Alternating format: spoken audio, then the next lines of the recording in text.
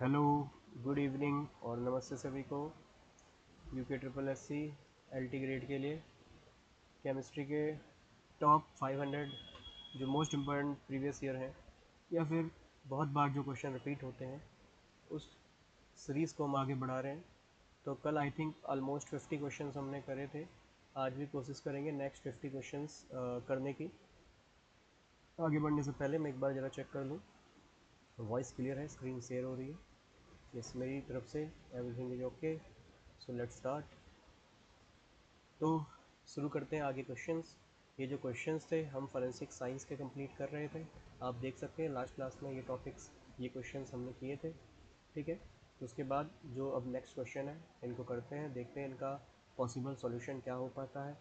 और आपको जो क्वेश्चंस कराए जा रहे हैं ये क्वेश्चंस पे मैं आपको इसका फॉर्मेट भी बता रहा हूँ, मतलब उससे रिलेटेड जो भी टॉपिक्स हैं जो एग्ज़ाम के लिए वेरी इंपॉर्टेंट हैं वो मैं आपको डिस्कस करता हुआ चलूँगा। ठीक है ना, क्योंकि इनसे भी प्रश्न बनने के बहुत अधिक चांसेस बनते हैं। तो जो कंसेप्ट उसके रिगार्डिंग मैं बता रहा हूँ ये भी बहुत ज़्यादा आपके लिए इंपॉर्टेंट रहेगा। ठीक है, तो कंसेप्ट को भी आप अच्छे से पढ़ेंगे। Just a minute. चलिए, तो पहला क्वेश्चन पढ़ें, आंसर देना शुरू करें। और देखिए, पसंद आता है तो आप इसे लाइक भी करें, ज़्यादा से ज़्यादा शेयर भी करें और 2K तक इसे पहुंचाने का जो है प्रोत्साहन हमें दें। ठीक, तो चलिए शुरू करते हैं। The alkene that exhibit geometrical isomerism is. तो इसमें से कौन सी एल्कीन ऐसी है सर जो ज्योमेट्रिकल आइसोमर्स देगी। कल हमने क्वेश्चन ऑप्टिकल आइसोमर्स पे किया था, उसका बेसिक कंसेप्ट हमने सीखा। आज हम पढ़ लेते हैं ज्योमेट्रिकल आइसोमर्स के बारे में। ठीक है, geometrical isomers, dear ones, geometrical isomers को हम सिस ट्रांस आइसोमर्स भी कहते हैं। ये सब मैं आपको ऑलरेडी पढ़ा चुका हूँ, रिकॉर्डेड सेशन यूट्यूब पे भी पढ़े हुए हैं इसके। ठीक है, जिसमें मैंने आपको आइसोमेरिज्म वगैरह कंप्लीट पढ़ा है। और काफ़ी लोगों को लग रहा होगा आज मैं काफ़ी ज़ोर से नहीं बोल रहा हूँ, है ना, थोड़ा मेरा हेल्थ ठीक नहीं है। लास्ट सैटरडे से मैं बहुत ज़्यादा बीमार पड़ चुका हूँ। ठीक है, और आई थिंक मेरी वॉइस से भी काफ़ी लोगों को पता चल रहा होगा। ठीक है, बट सिलेबस अभी क्या कहते हैं ऑब्वियस है पॉसिबल नहीं था पूरा हो पाना। तो सबसे ज़्यादा ज़रूरी जो है इस वक्त कि भाई मैं आपका साथ ना छोड़ूं, एंड तक आप लोगों का साथ दूं, क्योंकि ऑब्वियस है आप लोगों ने केमिस्ट्री के लिए मुझ पर भरोसा दिखाया है ना। सो दैट्स वाई मैं चाहता हूँ आपको सारे ही क्वेश्चंस यहाँ पे मैं आपको जो टॉपिक रह गए हैं क्वेश्चन फॉर्मेट में मैं उसको कराऊँ। और इस टाइम पे यही बहुत ज़्यादा इंपॉर्टेंट रहेगा, है ना, कि जितने भी टॉपिक हैं उसको हम क्वेश्चन फॉर्मेट पे करने की कोशिश करें। तो चलिए, इसमें बोल रहा है कि ज्योमेट्रिकल आइसोमर्स हम जानते हैं सिस ट्रांस आइसोमर होते हैं।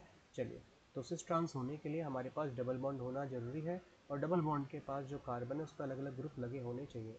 सबसे पहला हमें दिया है प्रोपीन। जल्दी से प्रोपीन को देख लेते हैं। हम सभी जानते हैं प्रोपीन, है ना, कार्बन, कार्बन और कार्बन, 3 कार्बन होंगे प्रोप के लिए, इन है तो डबल बॉन्ड होगा। आपकी मर्जी इस कार्बन पे लगाइए चाहे इस कार्बन पे लगाइए। सर आप देखेंगे यहाँ पे 2 हाइड्रोजन है ना, और यहाँ पे ये एक CH3 हो जाएगा, यहाँ पे एक H हो जाएगा। सर बहुत सिंपल सी कहानी है, कार्बन के सच्चे मित्र हाइड्रोजन को जोड़ने होते हैं। यहाँ डबल बॉन्ड है तो 2 हाइड्रोजन जोड़ा, यहाँ 3 बॉन्ड है तो 1 हाइड्रोजन जोड़ा।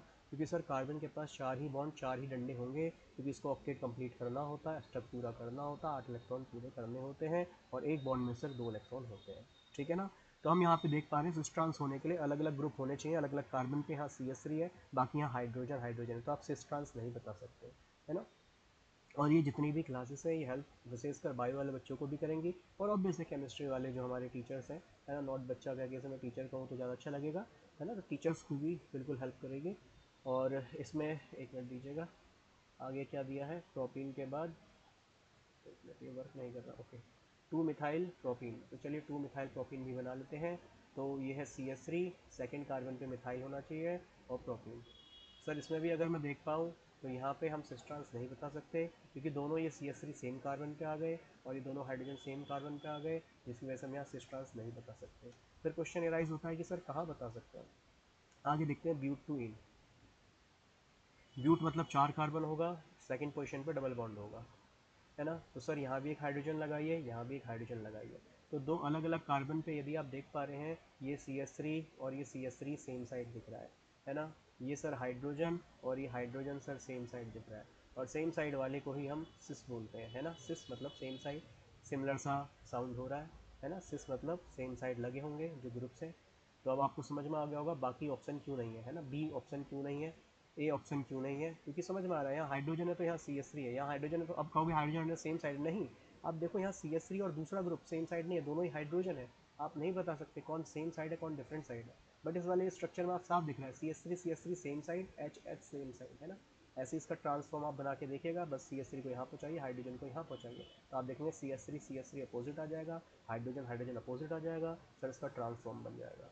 ठीक है, तो आई थिंक ईजिली अब आप अपने आंसर्स को आइडेंटिफाई यहाँ कर पाएंगे। एक मिनट दीजिएगा, मैंने ये वर्क नहीं कर रहा है शायद हमसे। हाँ जी, तो सही आंसर मिल गया होगा, ब्यूटुइन।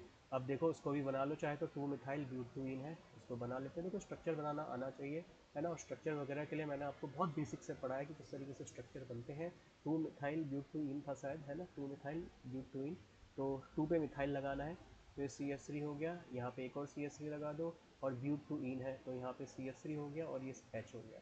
तो ये 2 पे मिथाइल लगा है, 4 कार्बन हो गए ब्यूट, और सेकंड पोजीशन पे इन लगा है। सर यहाँ भी सेम देखो CH3 सेम साइड पे दिख रहा होगा, बट अपोजिट वाला में पता ही नहीं चल रहा है ना, तो सिस्ट्रांस यहाँ बता ही नहीं सकते, तो पॉसिबिलिटी है कि ब्यूट टू ही सिस्ट्रांस आइसोमर देगा। ठीक है, जिसको हम ज्योमेट्रिकल आइसोमर्स भी बोल रहे हैं।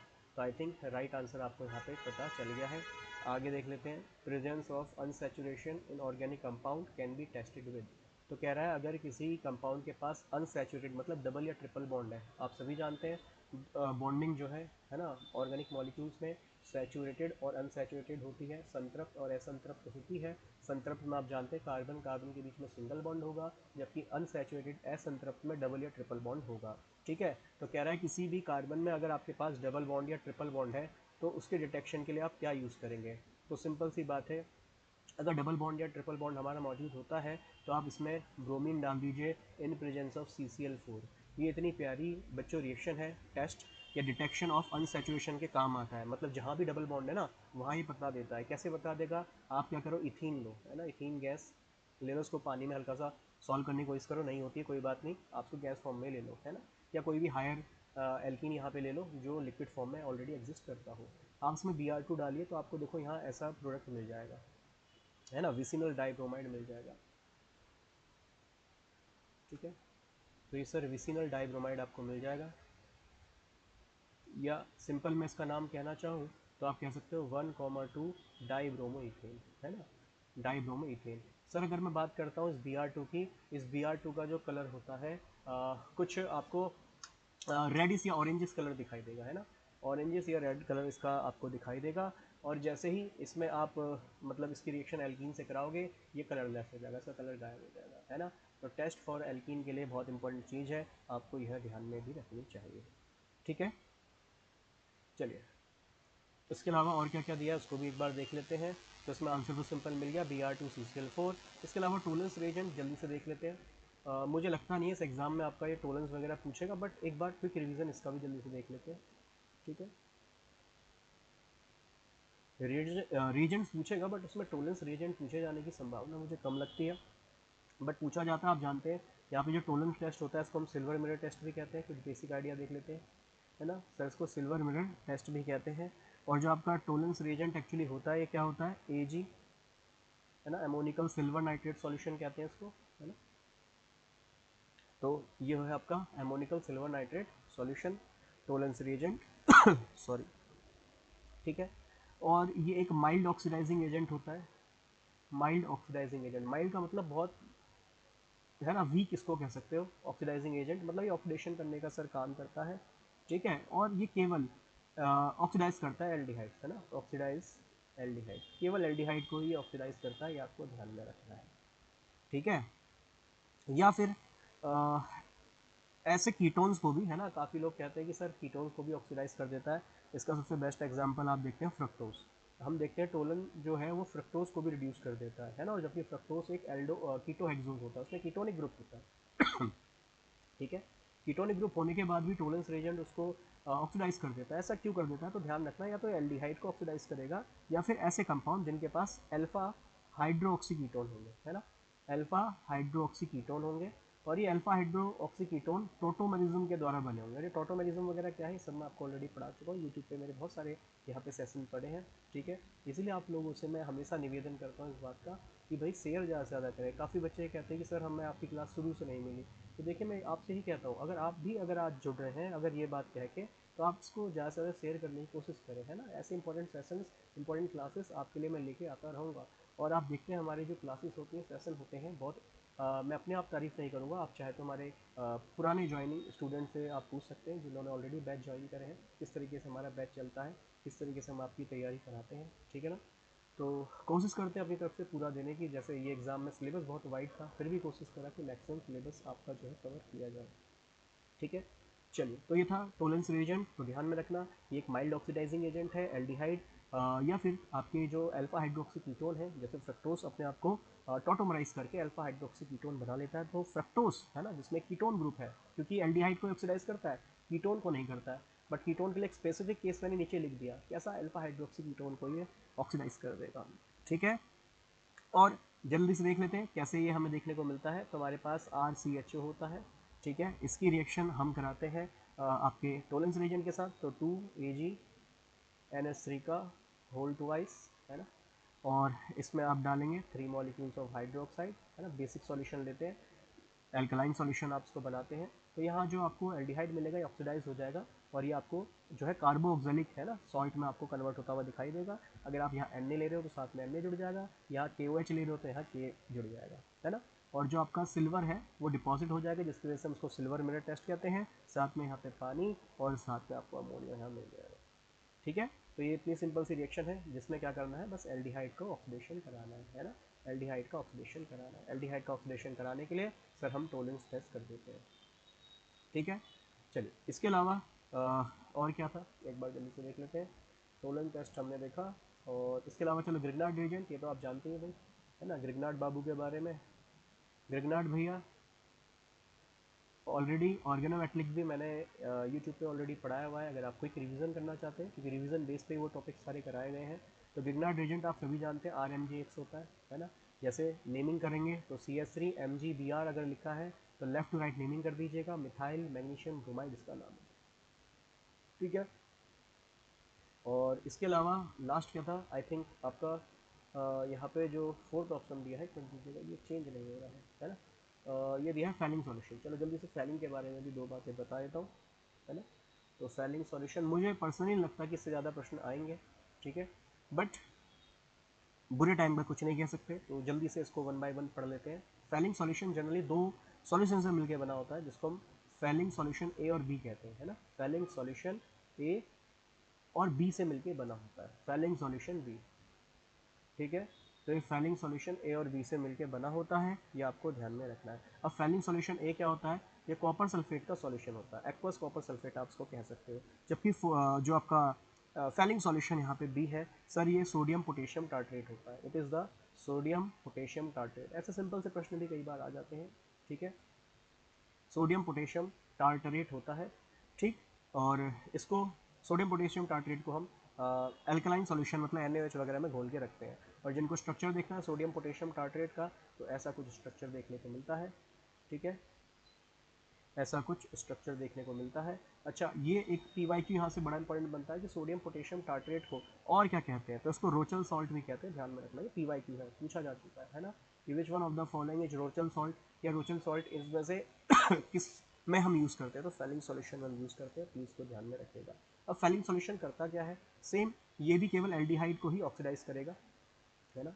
जैसे वहाँ पे एल्डिहाइड ऑक्सीडाइज हुआ ऐसे यहाँ पे भी, तो 2 molecule of CO2 plus 5 molecules of OH minus, और जब ये रिएक्शन करेंगे तो सर यहाँ पे जो उत्पाद मिलेगा आपको मिलेगा RCOO माइनस, और साथ में मिलेगा Cu2O, और साथ में मिल जाएगा आपको 3 मॉलिक्यूल्स ऑफ पानी।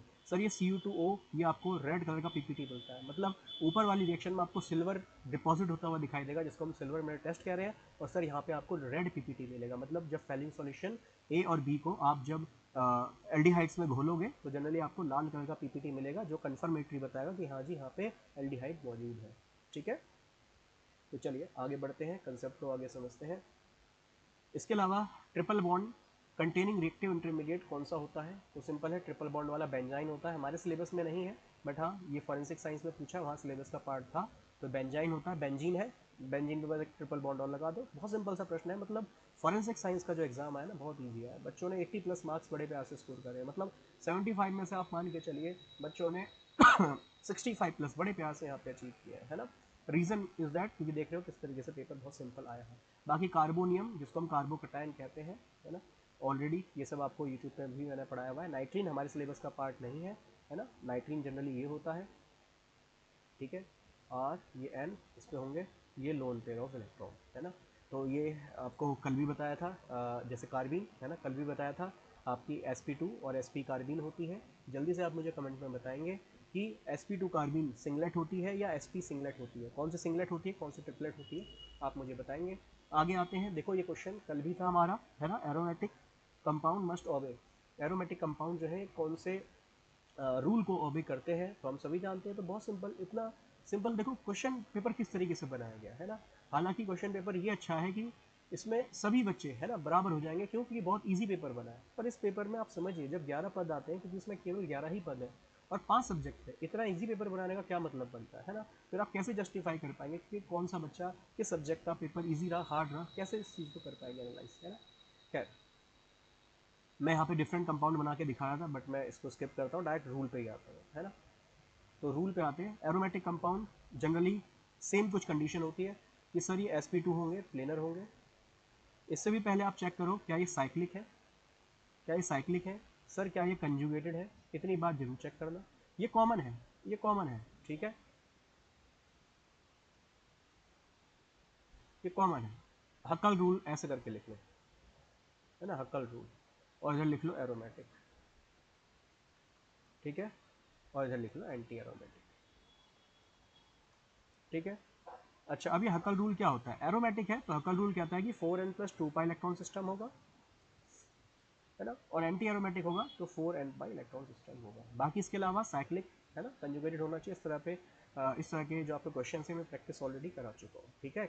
और जिनको और क्वेश्चंस लगाने हैं, केमिस्ट्री के और क्वेश्चंस करने हैं, तो मैं बता चुका हूँ एनवायरमेंटल सुपरवाइजर पे मैंने आपको 17 क्लासेस वहाँ पे दी थी। वो बहुत इंपॉर्टेंट क्लासेस है, मान के चलिए वहाँ से प्रश्न बनेंगे, क्योंकि ऑब्वियस है सेम इस तरह के PYQs मैंने वहाँ पे कराए हैं, ठीक है। तो आप चाहते हैं और क्वेश्चन ट्राई करना तो उस सीरीज़ को भी आप देख सकते हैं, बहुत हेल्पफुल आपके लिए रहेंगी, ठीक है। तो हकल रूल एरोमेटिक के लिए 4n + 2 पाई इलेक्ट्रॉन सिस्टम होगा, जहाँ पे सर n की वैल्यू 0 से शुरू होगी, तो 2 पाई इलेक्ट्रॉन सिस्टम इस तरीके से वैल्यू पुट करते चलिएगा, तो ये 6 पाई, है ना, 10 पाई, 14 पाई, इस तरीके से चलता रहेगा। एंटी एरोमेटिक के लिए n की वैल्यू कभी भी 0 नहीं होती है, ध्यान में रखना, क्योंकि n की वैल्यू 0 हो जाएगी, 0 पाई इलेक्ट्रॉन सिस्टम हो जाएगा, और 0 पाई इलेक्ट्रॉन सिस्टम एग्जिस्ट नहीं करता है इन एरोमेटिक या एंटी एरोमेटिक कंपाउंड, ठीक। तो n की वैल्यू मिनिमम 1 चलेगी, तो 1 रखोगे तो 4 पाई इलेक्ट्रॉन सिस्टम हो जाएगा, ठीक है। और इसको कुछ क्वेश्चन इस पर लगाइएगा भी, मैंने आपको क्वेश्चन ऑलरेडी कराए भी है, ठीक है। तो किसको फॉलो करेगा, हक्कल रूल को फॉलो करेगा। आगे है IUPAC name of neopentane. Neopentane का सर आईयूपीएसी नेम क्या होगा बहुत सिंपल सा क्वेश्चन है। देखो नियोपेंटेन इतना तो क्लियर होना चाहिए ना कि सर 5 कार्बन होंगे, 5 कार्बन होंगे, तो बस ये ना नियोपेंटेन, खत्म कहानी। पेंट मतलब 5 कार्बन है। अब ये किस तरीके से जुड़े होते हैं, एक कार्बन पे 3 CH3 ग्रुप जुड़े होते हैं, उसको नियोपेंटेन कहते हैं, ठीक है ना। तो बहुत सिंपल सी कहानी है, अगर हमें कुछ बेसिक्स आइडिया भी है तो हमारे क्वेश्चन आसानी से हो जाएंगे। कार्बन नंबर 1 2 3 नंबरिंग कर लेंगे। इसके 2 पोजिशन पे 2 मिथाइल है, तो 2,2 डाई मिथाइल, 3 कार्बन है, प्रॉप सिंगल बॉन्ड जुड़ा एन, तो 2,2 डाईमिथाइल प्रोपेन, इसका नाम हो गया। बहुत सिंपल सी कहानी है, ठीक है। अगर मान लो मेरे एग्जाम में आता आइसोब्यूटेन क्या है, तो आइसोब्यूटेन में कुछ नहीं, बस 4 कार्बन लगा देना, है ना, ये हो गए 4 कार्बन, मतलब इस कार्बन पे एक हाइड्रोजन। अब मान लो आपसे पूछता आइसोप्रोपेन क्या है ना, आइसोप्रोपेन मतलब यहाँ पे आप क्या करोगे, ये बना दोगे, है ना, दोनों साइड CH हो गया। आइसोप्रोपेन को सिंपली आप प्रोपेन भी कह सकते हो, है ना। तो ये चीज़ आपको ध्यान में रखनी है, आइसोब्यूटेन हो गया। ऐसे ही क्या पूछा था, नियोपेंटेन, तो 2,2 डाईमिथाइल प्रोपेन, देखिए कौन सा है, पहला है, नहीं है, 2 मिथाइल प्रोपेन है, नहीं है, 2 3 3 पे नहीं होगा, 2 2 डाईमिथाइल प्रोपेन होगा, सही आंसर। आगे आते हैं, इसमें से कौन सा इलेक्ट्रोफाइल नहीं है, चलिए जल्दी से हम देख लेते हैं इलेक्ट्रोफाइल को। ये बहुत बेसिक सा कंसेप्ट है ना, और ऐसे प्रश्न आपके एग्जाम में आने बहुत रेयर है, बट बेसिक है, हमारे सिलेबस का पार्ट है, ऐसा नहीं कि सिलेबस में है ही नहीं, है ना, तो सिलेबस का पार्ट है। तो हमने ये भी देखा था इलेक्ट्रोफाइल हमें कब चाहिए होता है, न्यूक्लियोफाइल कब चाहिए होता है, ये सब बेसिक मैं आपको पढ़ा चुका हूँ। सर इलेक्ट्रोफाइल जनरली वो होता है जिसपे प्लस चार्ज होगा, और जनरली इलेक्ट्रोफाइल इस पर अच्छा, इसको अच्छे से एक बार देख लेते हैं। सर इलेक्ट्रोफाइल जनरली न्यूट्रल भी हो सकते हैं, न्यूट्रल भी हो सकते हैं, और सर इन पे प्लस चार्ज भी हो सकता है, पॉजिटिव चार्ज भी हो सकता है ना। और न्यूक्लियोफाइल ये भी सेम सर, न्यूट्रल हो सकते हैं, उदासीन हो सकते हैं, और सर इन पे नेगेटिव, है ना, इस पर ऋणायन जो होगा, माइनस चार्ज जो होगा, ये आपको ध्यान में रखना है। इलेक्ट्रोफाइल नाम से पता चल रहा है इलेक्ट्रॉन लविंग है, इलेक्ट्रॉन लविंग। इलेक्ट्रॉन लविंग का मतलब भाई इस पे इलेक्ट्रॉन की कमी है, ये चाहता है ये इलेक्ट्रॉन से जाके जुड़े, है ना, प्लस चार्ज है माइनस वाले से जुड़ना चाहेगा। न्यूक्लियोफाइल, न्यूक्लियस मतलब प्रोटॉन लविंग, है ना, तो ऑब्वियस बात है ये प्रोटॉन लविंग होगा, प्रोटॉन लविंग होगा, मतलब प्लस चार्ज के पीछे भागेगा, क्योंकि हम जानते हैं अपोजिट चार्ज एक दूसरे को अट्रैक्ट करते हैं, सेम रीजन है। सर न्यूट्रल में कौन कौन सा हो जाएगा, जैसे फॉर एग्जांपल AlCl3। सर ये क्यों इलेक्ट्रोफाइल है, क्योंकि एल्यूमिनियम के पास 3 ही बॉन्ड है ना, याद कीजिए कल लुईस एसिड में भी कंसेप्ट आपको बताया था, 3 बॉन्ड का मतलब उसमें 6 ही इलेक्ट्रॉन है, इलेक्ट्रॉन 6 है। अष्टक रूल, ऑक्टेट रूल कहता है 8 इलेक्ट्रॉन होने चाहिए, सर है कितने, 6। 6 है तो इलेक्ट्रॉन की सर यहाँ पे कमी है, कमी है तो ऑब्वियस बात है ये इलेक्ट्रॉन लेगा, इलेक्ट्रॉन लविंग है ना। ऐसी पॉजिटिव वाले तो बहुत सारे हैं, जैसे आप सल्फोनेशन करते हो सल्फोनियम आयन मिलता है, नाइट्रेशन करते हो नाइट्रोनियम आयन मिलता है, फिडलक्राफ्ट एल्काइलेशन करते हो एल्काइलियम मिलता है, एसिटाइलेशन करते हो तो एसिटाइलियम आयन मिलता है ना। तो इलेक्ट्रोफाइल आपको दुनिया भर के पता चल जाएंगे, बट न्यूट्रल वालों के कुछ एग्जांपल याद कर सकते हैं, जैसे SO3 को ले लो यहाँ एग्जांपल के तौर पे, है ना। SO3 यहाँ सल्फर के पास वैकेंट डी ऑर्बिटल है, क्या है सर, वैकेंट डी ऑर्बिटल है। अच्छा इलेक्ट्रोफाइल, ऐसा नहीं लग रहा कि इलेक्ट्रॉन लविंग है, तो इलेक्ट्रॉन एक्सेप्टर है, इलेक्ट्रॉन एक्सेप्टर है, ये इलेक्ट्रॉन को एक्सेप्ट करना पसंद करेगा। और कल हमने लुईस की कंसेप्ट पढ़ा था, लुईस के अकॉर्डिंग एसिड कौन होते हैं, सर लुईस के अकॉर्डिंग अम्ल एसिड वह होंगे जिन पे इलेक्ट्रॉन की कमी होगी, सर जो इलेक्ट्रॉन डेफिशिएंट होंगे, मतलब ये इलेक्ट्रॉन एक्सेप्ट करना चाहेंगे, है ना। तो ये क्या इलेक्ट्रोफाइल को मैं लुईस एसिड नहीं कह सकता, यस इलेक्ट्रोफाइल जो है लुईस एसिड है। तो इलेक्ट्रोफाइल क्या है सर, लुईस एसिड है, क्यों क्योंकि इन पे प्लस चार्ज इलेक्ट्रॉन लेना चाहते हैं। सेम लुईस एसिड की भी यही डेफिनेशन होती है कि जो इलेक्ट्रॉन डेफिशिएंट होते हैं इलेक्ट्रॉन लेना चाहते हैं, एक्सेप्टर है। सेम न्यूक्लियोफाइल न्यूट्रल, न्यूट्रल में जैसे आपका NH3 हो गया, है ना, NH3 हो गया, इसके अलावा CH3NH2 हो गया, तो ये सारे लोन पेयर इनके पास है, कोई भी चार्ज नहीं है, इलेक्ट्रॉन पेयर दे सकते हैं, है ना, प्रोटॉन लविंग है, अपना इलेक्ट्रॉन को देगा। और नेगेटिव चार्ज वाले जैसे NH2 पे माइनस लगा दो, है ना, OH पे माइनस लगा दो, इस तरीके से आपको नेगेटिव वाले दिख जाएंगे। क्लियर है। अब आपको पता है ये सभी कैसे हैं, इलेक्ट्रॉन रिच है, तो लुईस के अकॉर्डिंग सर ये बेस होंगे, क्या होंगे सर, बेस होंगे। और क्यों, क्योंकि सर ये इलेक्ट्रॉन रिच है, इलेक्ट्रॉन रिच है, या सिंपली कहूँ इलेक्ट्रॉन डोनर है ना, इलेक्ट्रॉन डोनेट करना ये चाहेंगे, तो लुईस के अकॉर्डिंग न्यूक्लियोफाइल बेस होते हैं, क्षार होते हैं, ये ध्यान में रखिएगा। तो इसमें क्वेश्चन यही पूछा है कौन सा एक इलेक्ट्रोफाइल नॉट नहीं है ना, तो AlCl3 3 बॉन्ड 6 इलेक्ट्रॉन, ऑक्टेट पूरा नहीं है, मतलब ये है। BF3 3 ई बॉन्ड 6 इलेक्ट्रॉन, ऑक्टेट पूरा नहीं है, मतलब इलेक्ट्रॉन एक्सेप्ट करेगा, इलेक्ट्रोफाइल है, सेम 6 इलेक्ट्रॉन। बट R2O या ऑक्सीजन पे हम सभी जानते हैं लोन पेयर ऑफ इलेक्ट्रॉन है, जिसको देना पसंद करेगा, तो ऑब्वियस बात है इलेक्ट्रॉन देगा, तो लुईस के अकॉर्डिंग बेस या फिर न्यूक्लियोफाइल होगा। कैसा होगा सर, न्यूक्लियोफाइल होगा, और यही पूछा कौन इलेक्ट्रोफाइल नहीं है ना, तो is the right answer. Sorry. Which of the following property of the element is a whole number, इसमें से कौन सा एक होल नंबर होगा, सिंपल है, तो एटॉमिक मास, ये तो बचपन की किताबों में ही हमें देखने को मिल जाता है ना, कौन होल नंबर, मैं होल नंबर का मतलब यही मत मान के चलना जो जीरो से शुरू हो रहा है, एटॉमिक मास, सॉरी मास मैंने टिक कर दिया, नंबर था, है ना, देखो जल्दीबाजी में यही गड़बड़ होती है ना, एटॉमिक नंबर। अब ये मत कहना एटॉमिक नंबर जीरो तो होता नहीं है, तो होल नंबर का मतलब यही नहीं कि जीरो से ही शुरू होगा, तो कंडीशन है, टर्म्स एंड कंडीशन नहीं है ना, ये जनरली आपका 1 2 3 से भी शुरू हो सकता है ना, होल नंबर के अंदर ऑलरेडी नेचुरल नंबर होते हैं। अब दिमाग में इस चीज़ को कंस्ट्रेन करके मत रखना कि सर होल नंबर, और जनरली जीरो से तो कोई चीज़ शुरू हो ही नहीं सकती, रेडियस जीरो हो नहीं सकता, वॉल्यूम जीरो हो नहीं सकता, मास जीरो हो नहीं सकता, नंबर जीरो हो नहीं सकता, है ना।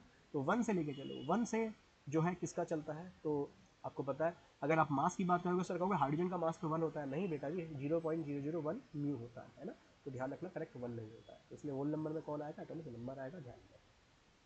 आगे the number of unpaired electron in chromium Z24H, तो भाई ये तो मुझे लग रहा है कल का ही रिपीटेड क्वेश्चन है, एक बार आइए कल वाले क्वेश्चन पे देखते हैं, ठीक है, कल वाले क्वेश्चन को देखते हैं, आई थिंक ये रिपीटेड है ना, ये देखो 61, अब ये एनवायरमेंटल सुपरवाइजर का एग्जाम है ना, और ये फॉरेंसिक साइंस का एग्जाम है, दोनों में सेम क्वेश्चन पूछा, नंबर ऑफ अनपेड इलेक्ट्रॉन कितने हैं CR में, सेम क्वेश्चन यहाँ भी आपको देखने को मिल रहा है, ठीक है, कि नंबर ऑफ अनपेड इलेक्ट्रॉन कितने हैं CR में, जिसका एटॉमिक नंबर 24 है। ये क्वेश्चन इसलिए पूछा जाता है, देखो इस क्वेश्चन की पूछे जाने की डिमांड ये है, ये क्रोमियम का आप सभी को पता है इलेक्ट्रॉनिक कॉन्फ़िगरेशन कितना हो जाता है, चेंज हो जाता है, और इसके पीछे का रीज़न मैं ऑलरेडी बता चुका हूँ, 354s1 है ना, जिसकी वजह से हाफ फिल्ड होने की वजह से और एनर्जी एक्सचेंज की वजह से ये अपने आप को हाफ फिल्ड स्टेबल कर लेता है, तो उस पर 5 और एक 6, टोटल अनपेड इलेक्ट्रॉन कितने हैं सर, 6 है, ठीक है। और आप मुझे आंसर बताएंगे कि गडोलियम है ना, GD गडोलियम, इसका एटॉमिक नंबर बताइए, सबसे ज़्यादा पूछा जाने वाला प्रश्न है ये, है ना, जैसे क्रोमियम आप देख रहे रिपीटेड पूछा जा रहा है, ऐसे गडोलियम में ये क्वेश्चन आपसे पूछा जाता है, आप मुझे बताएंगे इसका एटॉमिक नंबर कितना है, इसका इलेक्ट्रॉनिक कॉन्फ़िगरेशन कितना है और नंबर ऑफ अनपेड इलेक्ट्रॉन कितने हैं। देखो जो क्लास देखा होगा ना उनको ये क्वेश्चन एग्जाम में मिलेंगे तो बड़े ही प्रसन्न भी होंगे, और जो नहीं करेगा इन क्वेश्चंस को वो बहुत दिक्कत में भी आएगा, मान के चलिए, है ना। तो एग्जामिनर क्वेश्चन बनते एक्सेप्शन से, तो ये कुछ एक्सेप्शन के प्रारूप हैं जो आपके सामने रखते हैं। ठीक है, चलिए आगे बोल रहा है टीबीपी में कितना बॉन्ड एंगल होगा। तो शेप्स वगैरह सब ये यूट्यूब पे ऑलरेडी, है ना, फ्री क्लासेस में आपको ऑलरेडी पढ़ाया गया है, केमिकल बॉन्डिंग वगैरह बहुत अच्छे से पढ़ाया गया है। तो ट्राइगोनल बाईपिरामिडल की बात कर रहा है, जल्दी से देख लेते हैं। ट्राइगोनल बाईपिरामिडल, ओके, कभी ये वर्क कर रहा है कभी ये नहीं कर रहा है, मतलब इसकी इच्छा हो रही है। ठीक है, चलो ट्राइगोनल बाईपिरामिडल हम सभी जानते हैं, सबसे बेस्ट एग्जांपल PCl5 का ले सकते हैं। सर हम जानते हैं यहाँ पे ये क्लोरीन है, ये क्लोरीन है ना, ये तीन क्लोरीन जैसे पंखे की तीन पंखुड़ियाँ हैं, सेम प्लेन में है, तो ये तीन क्लोरीन ऐसे ही सेम प्लेन में रखे हुए हैं, है ना। एक क्लोरीन सर ऊपर की तरफ है और एक क्लोरीन सर नीचे की तरफ है। सर इनको भी अगर मैं डॉटेड लाइन से जोड़ूं तो ऐसा लग रहा है ट्रायंगल पे एक पिरामिड रख दिया, नीचे एक ट्रायंगल बेस है, इस पे सर ऊपर एक पिरामिड रख दिया है ना। ऐसे ही नीचे से भी एक पिरामिड रख दिया है, तो ट्रायंगल पे दो पिरामिड रख दिए, तो बाई पिरामिडल नाम से समझ में आ रहा है, ट्राइगोनल बाई पिरामिडल, क्योंकि एक पिरामिड ऊपर से एक पिरामिड नीचे से। अब सर कह रहा है यहाँ बॉन्ड एंगल कितना होगा, बहुत सिंपल है सर, हम जानते हैं ये पूरा एक सर्कल है 360, 360 को तीन पार्ट में बांटूंगा तो सर ये वाला पार्ट 120 हो जाएगा, और हम जानते हैं ये इसको हम इक्विटोरियल बॉन्ड कहते हैं। क्या कहते हैं? इक्विटोरियल। और हमें पता है इस वाले को हम एक्सियल कहते हैं, तो यहाँ पे एक्सियल और इक्विटोरियल एक दूसरे के परपेंडिकुलर है, 90 डिग्री बॉन्ड एंगल हो जाएगा। इक्विटोरियल इक्विटोरियल के बीच में सर हम देख रहे हैं 120 डिग्री बॉन्ड एंगल है। सर एक्सियल एक्सियल एक दूसरे के 180 है ना, स्ट्रेट लाइन पे है 180 है, तो 180 हो जाएगा। जो पूछा है कर लेते हैं। कह रहा है बॉन्ड एंगल कितना होगा, 90 होगा, करेक्ट? नहीं, है ना। करेक्ट 120 होगा? नहीं, है ना। 109 होगा भाई, ये किस में होता है? 109 जल्दी से बोलो, टेट्राहेड्रल में होता है। ये किस में होता है? ट्राइगोनल प्लेनर में होता है, ट्राइगोनल प्लेनर में होता है ना। सर 90 डिग्री किस में होता है? स्क्वायर प्लेनर में होता है, स्क्वायर प्लेनर में होता है ना। तो भैया हमने देखा 120 और 90, ये इसका सही आंसर होना चाहिए। ठीक है, आगे देख लेते हैं। Valence bond theory was proposed by, किसके द्वारा वीबीटी दिया गया है, अब बताओ। फॉरेंसिक साइंस में, है ना, बिल्कुल ही बेसिक वाला क्वेश्चन यहाँ पे पूछ रहा है, और जहाँ पे बच्चे हो सकता है ये भी गलत करके आए जिन्होंने ध्यान नहीं दिया होगा। देखो काफ़ी बच्चों को थ्योरी पता होती है, पर कई बार उन्हें ये नहीं पता होता थ्योरी प्रपोज किसने करी है, बी किसने, है ना। तो हिटलर और लंडन इसका सही आंसर होगा, बट मेरा मानना था कि इससे आप क्वेश्चन अलग बना के पूछते तो ज़्यादा अच्छा लगता है, रेदर देन किसने दी है थ्योरी। खैर, विच of the following has highest dipole moment, तो डाइपोल मोमेंट किसका, ध्रुवीय आघूर्ण किसका अधिक होगा। तो भैया आपको पता है ये पिनकोजन से सारी, है ना, और इस पिनकोजन में जो डाइपोल मोमेंट का ऑर्डर होगा ये नाइट्रोजन, फिर फॉस्फोरस, फिर आपका आर्सेनिक होगा, फिर लास्ट में एंटीमनी होगा। ऐसा क्यों है? क्योंकि नाइट्रोजन और हाइड्रोजन के बीच में इलेक्ट्रोनेगेटिविटी का अंतर अधिक है, विद्युत ऋणात्मकता का अंतर अधिक है, और जहाँ पे इलेक्ट्रोनेगेटिविटी डिफरेंस ज़्यादा होता है उनका डाइपोल मोमेंट ज़्यादा होता है। सिंपल से तरीके से मैंने बता दिया, है ना, ज़्यादा मैं डीप कंसेप्ट में गया ही नहीं। आगे क्या हाइब्रिडेशन होगा SF6 मॉलिक्यूल का। तो देखो हाइब्रिडेशन से क्वेश्चन, सेफ से क्वेश्चन मान के चलिए, मैं भी पर्सनली ये बात बोल रहा हूँ कि तीन थ्योरी बड़ी इंपॉर्टेंट है आपकी, MOT हो गई, VBT हो गई, और वेस्पर थ्योरी हो गई। इससे प्रश्न आएगा, बिल्कुल 99% चांस है क्वेश्चन आएगा, पेपर मैं नहीं बना रहा ऑब्वियस, है ना, बट हाँ 99% आ सकता है, 1% क्योंकि पेपर मैं नहीं बना रहा। ठीक, बहुत इंपॉर्टेंट कंसेप्ट है, मतलब यहाँ से प्रश्न आने के बहुत अधिक चांसेस बनते हैं। SF6 की बात कर रहा है तो आ जाओ SF6 को बना लेते हैं। सल्फर हेक्साफ्लोराइड, अब मैं डायरेक्ट ही बना देता हूँ, है ना, क्या बेसिक से चलो। तो SF6 है सर, अगर मैं बात करता हूँ इसके संकरण की, तो सर इस पे देख रहे हैं, इस पे 6 सिग्मा है ना, तो हमने सिंपल सा रूल सीखा था, सिग्मा बॉन्ड गिन लो और लोन पेयर गिन लो। सिग्मा बॉन्ड सर 6 दिखाई दे रहे हैं, लोन पेयर सल्फर पे एक भी नहीं है, क्योंकि 6 के 6 फ्लोरीन है, सल्फर के आउटर मोस्ट में 6 इलेक्ट्रॉन होते हैं, 6 के 6 इलेक्ट्रॉन शेयर हो गए हैं, लोन पेयर 0। तो 6 + 0 डेट मीन्स का स्टाइक संख्या 6, मतलब एक s orbital, 3 p orbital, 2 d orbital, total मिला के 6 हो गया। सर sp3d2 ये हमारा ऑक्टाहेड्रल होता है, अष्टफलकीय होता है। ठीक है, और जो पूछा है बता दो, है ना, कि ऑक्टाहेड्रल है तो यहाँ पे एंगल कितना है सर, यहाँ पे एंगल जो है 90 डिग्री है, ये आपको ध्यान में रखना है, सिंपल सी कहानी है। ठीक है, तो यहाँ पे क्या पूछा है कि हाइब्रिडेशन कितना होगा, sp3d2 होगा। एक मिनट दीजिएगा, जस्ट एक मिनट, गेट पे कोई आया है।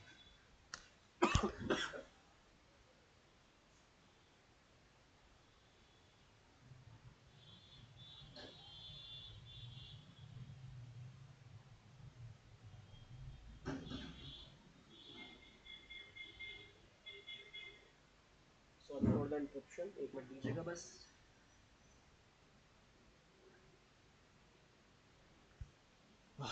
सॉरी सॉरी सॉरी सॉरी, है ना, कोल्ड फीवर, रनिंग नोज सब हो रखा है, क्लास बस जैसे ले रहा हूँ मुझे ही पता है, हेडेक बिल्कुल एक्सट्रीम लेवल पे है, बट सॉरी, मेरी मजबूरी है, क्योंकि ऑब्वियस है, वादा किया था सिलेबस कंप्लीट कराऊंगा या फिर जब तक साथ दूंगा जब तक आपका एग्ज़ाम नहीं हो जाता है ना। तो चलो, बहुत अपनी तारीफ कर ली आगे देखते हैं। Two lone pair of electron and two bond pair of electron are present in, कह रहा दो लोन पेयर और दो बॉन्ड पेयर कहाँ होंगे। NH3 जल्दी से यहीं बना देता हूँ। नाइट्रोजन पे एक लोन पेयर होगा, 3 हाइड्रोजन होंगे। कैसे बनाते हैं, बहुत सिंपल है। नाइट्रोजन का जो सेंट्रल एटम है उसको पहचानना होता है। सेंट्रल एटम वो होता है जो कम मात्रा में होगा, देखो यहाँ बोरोन एक ही मात्रा में है, यहाँ ऑक्सीजन एक ही मात्रा में, यहाँ कार्बन डाइऑक्साइड एक ही मात्रा में। तो सेंट्रल एटम को पहचानो और उसका एटॉमिक नंबर पता होना चाहिए। सभी को पता होगा, 20 तक तो सभी को याद होते हैं। नाइट्रोजन का एटॉमिक नंबर सर 7 है, मतलब 2 और 5, इसके बाहरी कक्ष में 5 होंगे, इतनी बात जान लो। तो ये रहे 5 इलेक्ट्रॉन, 1 2 3 और ये 2 लोन पेयर, 5 इलेक्ट्रॉन है। ऑक्टेट कंप्लीट करने के लिए इसको 3 इलेक्ट्रॉन चाहिए, तो एक हाइड्रोजन आएगा अपना इलेक्ट्रॉन लेके, दूसरा आएगा, तीसरा आएगा, खत्म कहानी। इलेक्ट्रॉन की शेयरिंग से सर बॉन्ड बनता है। बॉन्ड की बेसिक सी डेफिनेशन है ना, the sharing of electron forms a covalent bond, सहसंयोजक बंध बनाता है। तो यहाँ पे बॉन्ड बन गया। अब हमसे जो क्वेश्चन में पूछा है, मतलब इस पे एक लोन पेयर है, 3 बॉन्ड है। सर बोरोन के आउटर मोस्ट में 3 इलेक्ट्रॉन होते हैं, 3 फ्लोरीन जोड़ लीजिए, है ना। आप ये भी बताइएगा इसमें कौन लुईस एसिड है कौन लुईस बेस है, ये भी क्वेश्चन हो सकता है ना। तो इस तरह के सारे क्वेश्चन लगाते हुए चलिएगा। फिर इसमें H2O देख लो, इनकी शेप्स भी बता सकते हो, है ना। शेप्स कमेंट कीजिएगा सभी को। CO2 या ऑक्सीजन पे लोन पेयर, सारे बना के देखना जिन जिन पे है, क्योंकि कई बार क्या होता है ऐसे पूछ लेगा कि 4 बॉन्ड पेयर है और 4 ही लोन पेयर है ना। अब पता चला हमने ऑक्सीजन के लोन पेयर नहीं बनाया, कंसेप्ट हमारा बिगड़ गया। तो 2 loan pair of electron 2 bond pair, तो 2 लोन पेयर यहीं दिख रहे हैं पानी के पास, है ना, और 2 बॉन्ड पेयर दिख रहे हैं। सिंपल सा क्वेश्चन है ना। शेप कैसा होगा, sp3, इसका ज्योमेट्री होगा, इसका सॉरी हाइब्रिडेशन sp3 होगा, इसका ज्योमेट्री टेट्राहेड्रल होगा, शेप लोन पेयर से चेंज हो जाएगा। और सर जो कैसा हो जाएगा, band shape, V shape, angular shape याद है, ये सब मैंने आपको ऑलरेडी पढ़ाया है। और लगभग 104.5 डिग्री का बॉन्ड एंगल हो जाएगा। CO2 सर लीनियर हो जाएगा, BF3 आप जानते हैं trigonal planar 120 degree bond angle, और NH3 हमारा पिरामिडल होता है, sp3 हाइब्रिडेशन होता है। ठीक, आगे आ जाओ। For the H2 molecule the number of vibrational mode are, कितने वाइब्रेशनल मोड होंगे। तो देखो वाइब्रेशनल मोड का हमारा जो फॉर्मूला होता है 2 तरीके से चलता है, ठीक है। सॉरी फॉर दैट, ठीक है। वाइब्रेशनल मोड हमारा 2 तरीके से देखने को हमें मिलेगा, बहुत सिंपल सा तरीका है, ध्यान से बस समझ लीजिएगा, है ना। लीनियर मॉलिक्यूल और नॉन लीनियर मॉलिक्यूल के लिए जनरली हम चलाते हैं लीनियर, और नॉन लीनियर के लिए, गैर रेखीय के लिए हम चलाते हैं लीनियर। मॉलिक्यूल के लिए जो वाइब्रेशनल मोड होते हैं उसका फॉर्मूला सिंपल है, 3n-5 लगा दीजिएगा, और नॉन लीनियर के लिए यहाँ पे फॉर्मूला 3n-6 लगा दीजिएगा, ठीक है। हमें किसका दिया है, बस ये देख लो, हमें किसका दिया है सर, H2O दिया है। अब यही देखो H2O लीनियर है, सिंपल रेखा वाला है, नहीं है। तो H2O तो नॉन लीनियर है, मतलब एक सिंपल रेखा में ही नहीं आने वाला। अरे क्या एक स्ट्रेट लाइन में आ रहे हैं सारे एटम, नहीं आ रहे सर, ऐसे मुड़ के आ रहे हैं, है ना। तो नॉन लीनियर है। तो फॉर्मूला कितना है, 3n-6। एन क्या है, नंबर ऑफ पार्टिकल, कितने पार्टिकल है सर यहाँ टोटल 3 है, एक ऑक्सीजन 2 हाइड्रोजन। तो बस वैल्यू पुट करो, 3 इंटू कितना 3-6 इक्वल टू कितना आएगा, 3 3 9, 6 गए, 3 बचा, है ना। ऐसे लीनियर का एग्जाम्पल देखना चाहो तो कार्बन डाइऑक्साइड, है ना, बिल्कुल स्ट्रेट लाइन में होता है, सारे एटम स्ट्रेट लाइन में है, लीनियर है। तो यहाँ पे 3 इंटू 3-5 हो जाएगा, 3 3 9 में से 5 गए, कितना बचा, 4 हो जाएगा। क्लियर है। तो जिसके लिए पूछा लगा देते हैं। H2 के लिए पूछा है, तो सर कितना आंसर आया, सर 3 आंसर आया, जल्दी से देख लेते ना, सही करा, यस। 3n-6 है, 9 में 6 गया, 3 लग गया, सिंपल। आगे देखो, इसमें से कौन सा स्ट्रॉन्गेस्ट एसिड है। मैं आपको कह रहा हूँ एसिड पे क्वेश्चन आएगा, इफेक्ट पे, रेजोनेंस पे क्वेश्चन आना ही आना है, बहुत बहुत ज़्यादा चांसेस है इसका आने के, 99% आप मान के चलो एसिड पे क्वेश्चन आएगा ही आएगा, है ना। और देख लो अपने प्रीवियस ईयर एग्जाम में भी देख सकते हो, इस तरह के क्वेश्चन आए आए, ठीक है। तो बेंजोइक एसिड दिया है, चलो सभी को मैं एक बार बना लेता हूँ, है ना। चलो, बेंजोइक एसिड दिया है, हम सभी जानते हैं सबसे पहले अगर हमारे पास ओ ओ एच होता है, मतलब एच होता है सिंपली, तो एच के लिए हम आर्नियस कंसेप्ट लगाते हैं कि एसिड वो होगा जो सॉल्यूशन में H+ देगा। सर फिनॉल है, फिनॉल है, बना लेते हैं फिनॉल भी। और कौन है, ट्राइक्लोरो एसिटिक एसिड है, और एसिटिक एसिड है ट्राइक्लोरो एसिटिक एसिड है, ठीक है, और सिंपली एसिटिक एसिड है। सर देखो सिंपल सी कहानी है, अगर ये एसिड है सभी, तो इन सभी का काम आर्नियस कंसेप्ट के अकॉर्डिंग H+ देना होगा। देखो काफ़ी लोग हुलीगन होते हैं, है ना, अननेसेसरी। आज मुझे ज़्यादा ये फील हो रहा है क्योंकि हेडेक ज़्यादा है, तो ज़बरदस्ती गली खालियाँ पड़ी हैं, तो फिर भी हॉर्न हुटिंग, है ना, ये सब आम बात हो गई है। खैर कोई बात नहीं, ऐसे ही समाज को सुधारने के लिए आपको भेजा जा रहा है तो उस पर थोड़ा सा काम कीजिएगा। सॉरी फॉर दैट, मैं अपने जोक पे हंस रहा हूँ खैर, आपने देखा ये H+ देगा, तो ये आपको सोडियम बेंजोएट मिलेगा, सर ये फिनॉक्साइड आयन मिलेगा, यहाँ पे ऐसी H+ दे देगा, ट्राइक्लोरोएसीटेट मिलेगा और ये एसीटेट आपको मिल जाएगा। ठीक है सर, सिंपल सा कंसेप्ट ये होता है कि अगर यहाँ पे -I ग्रुप लगा है तो ये डायरेक्टली प्रोपोर्शनल होता है एसिडिटी के, है ना। -I ग्रुप डायरेक्टली प्रोपोर्शनल होता है एसिडिटी के। सर अगर मैं यहाँ पे बात करूँ तो ये Cl इलेक्ट्रॉन लेने वाले ग्रुप है, -I इफेक्ट शो कर रहा है, और -I जहाँ भी होगा एसिडिटी वहाँ ज़्यादा होगी, मतलब ये अपने H+ को आसानी से देगा और इसका जो कंजुगेट बेस है वो अपने आप को रेजोनेंस के द्वारा स्टेबल कर पाएगा। सिंपल सा कंसेप्ट है। +I -I क्या है, ये सर मैं आपको ऑलरेडी बहुत बार पढ़ा चुका हूँ। ठीक है, यहाँ पे इलेक्ट्रॉन देने वाला +I ग्रुप लग रहा है और +I जो है इन्वर्सली प्रोपोर्शनल होगा किसके, सर एसिडिटी, है ना। एसिडिटी के ये V समान अनुपाती होता है, इन्वर्सली प्रोपोर्शनल होता है। ठीक है, तो आई थिंक सही आंसर आपको मिल गया होगा, it is the trichloroacetic acid. ठीक है, आगे indole 5 member ring is, indole में 5 मेंबर की रिंग कौन सी होती है, ये अच्छा क्वेश्चन है। सबसे पहले इनको बना के देखते हैं। आपको दिया है पायरोल, पायरोल क्या होता है भाई, है ना, पायरोल ये होता है it is the pyrrole, heterocyclic compound है। और क्या क्या दिए हैं, पायरोल, फ्यूरान, थायोफीन और पायरिडीन। अच्छा, पायरोल दिया है, फ्यूरान दिया है, फ्यूरान मतलब ऑक्सीजन वाला हो गया, और क्या दिया, थायोफीन मतलब सल्फर वाला ग्रुप हो गया। ठीक है, और क्या दिया, पायरिडीन, पायरिडीन ये नाइट्रोजन वाला ग्रुप हो गया। ठीक है अब देखो एक चीज़, इसका आंसर आप पहले तो मुझे कमेंट में करना, और दूसरा ये जितने भी कंसेप्ट हैं आपको हाइड्रोसाइक्लिक कंपाउंड्स के, ये मैं आपको ऑलरेडी यूट्यूब पे पढ़ा चुका हूँ। आप चाहते हैं तो मैं इसका जो है लिंक आपको प्रोवाइड कर दूंगा। ठीक है, और हमसे जो क्वेश्चन पूछा है इसको भी एक बार जल्दी से देख लेते हैं। इसमें कह रहा है कि in indole 5 member ring is, indole में 5 मेंबर रिंग कौन सी होती है। अरे भाई सिंपल है, ये तो मतलब स्ट्रक्चर से आंसर आ जाना चाहिए। सर यहाँ 5 मेंबर रिंग कौन सी है, 1 मेंबर, 2 मेंबर, 3 मेंबर, 4 मेंबर और 5 मेंबर। सर ये तो ऑप्शन होगा नहीं, पायरिडीन है ना, स्ट्रक्चर अगर पता है 6 मेंबर की रिंग है, ये तो होगा नहीं, और क्लियर क्वेश्चन में बोल दिया है ना। तो 5 मेंबर की रिंग कौन सी प्रेजेंट होती है, सर पायरोल ही होती है। अगर आप इंडोल का स्ट्रक्चर बनाना चाहोगे, है ना, तो इंडोल ये होगा, है ना, इंडोल ये होगा। तो इसमें एक बेंजीन फ्यूज्ड होती है पायरोल के साथ। ठीक है, तो लिख देता हूँ ये pyrrole, furan, thiophene, I am sorry आज गले में बहुत ज़्यादा पेन, पायरिडीन, जल्दी से क्लास कवर करता हूँ। ठीक है, तो ये पायरिडीन आपका देखने को मिल रहा है। अच्छा, अगर आपसे पूछ ले कि पायरिडीन कहाँ मौजूद होता है, तो जो क्विनोलिन है ना, क्विनोलिन यहाँ मौजूद होता है। ठीक है, तो ये पायरिडीन क्विनोलिन में मौजूद होता है। ठीक है, और मान लो नाइट्रोजन यहाँ पहुँच जाए, ऐसे रिंग कवर हो जाए, नाइट्रोजन यहाँ पहुँच जाए, तो उसको हम आइसोक्विनोलिन बोलते हैं, है ना। तो ये कुछ बेसिक सी बातें जो हमें पता होनी चाहिए। ठीक है, तो आंसर क्या मिला, पायरोल मिला। क्लियर, आगे बढ़ते हैं। The effect due to which the absorption maximum is shifted towards the shorter wavelength is called. अच्छा, इसके लिए तो सिंपल सा ग्राफ है ना, पढ़ाया हुआ है, और इसका मैंने यूट्यूब पे भी सेशन दिया हुआ है ना। और देखो, अब मैं ये नहीं कह रहा मैंने एग्जाम के बाद ये चीज़ पढ़ाई है, आप जरा देखिएगा, ये सब चीज़ें आपको एग्जाम से पहले पढ़ा चुका हूँ, है ना। मतलब इसलिए तो मैं कॉन्फिडेंटली कहता हूँ जो पढ़ाया उससे बाहर नहीं जा रहा है यहाँ पे, है ना। हाँ, इस एग्जाम के लिए थोड़ा सा दिक्कत में इसलिए हूँ क्योंकि देखो पूछा बहुत कुछ जा रहा है ना, इसलिए श्योर नहीं कह सकते क्या आएगा क्या नहीं आएगा, बट हाँ फिर भी जो मोस्ट इंपॉर्टेंट टर्म्स है, टॉपिक्स है, वो हमने अच्छे से कर लिए। तो ये ग्राफ बनाना आपको आना चाहिए, है ना। यहाँ पे जनरली 4 तरह की शिफ्ट होती हैं। एक शिफ्ट होगी जहाँ पे वेवलेंथ कम होगी, एक शिफ्ट होगी जहाँ पे वेवलेंथ ज़्यादा होगी। ठीक है, एक शिफ्ट होगी जहाँ पे एब्जॉर्बेंस ज़्यादा होगा, एक शिफ्ट वहाँ पे होगी जहाँ पे एब्जॉर्बेंस कम होगा। जहाँ पे एब्जॉर्बेंस ज़्यादा होगा उसको हम हाइपरक्रोमिक शिफ्ट बोलेंगे, है ना। सर हाइपरक्रोमिक शिफ्ट इसको बोलेंगे, ध्यान में रखना। सर जहाँ पे वेवलेंथ ज़्यादा होगी, अच्छा एक बार बताओ, विबग्योर पढ़ते हैं, किसकी वेवलेंथ ज़्यादा होती है, सर रेड की, है ना। किसकी वेवलेंथ कम होती है, सर ब्लू की। अगर ये बात भी याद है, अपने आप ही याद हो जाएगा, कुछ रटने की जरूरत ही नहीं है।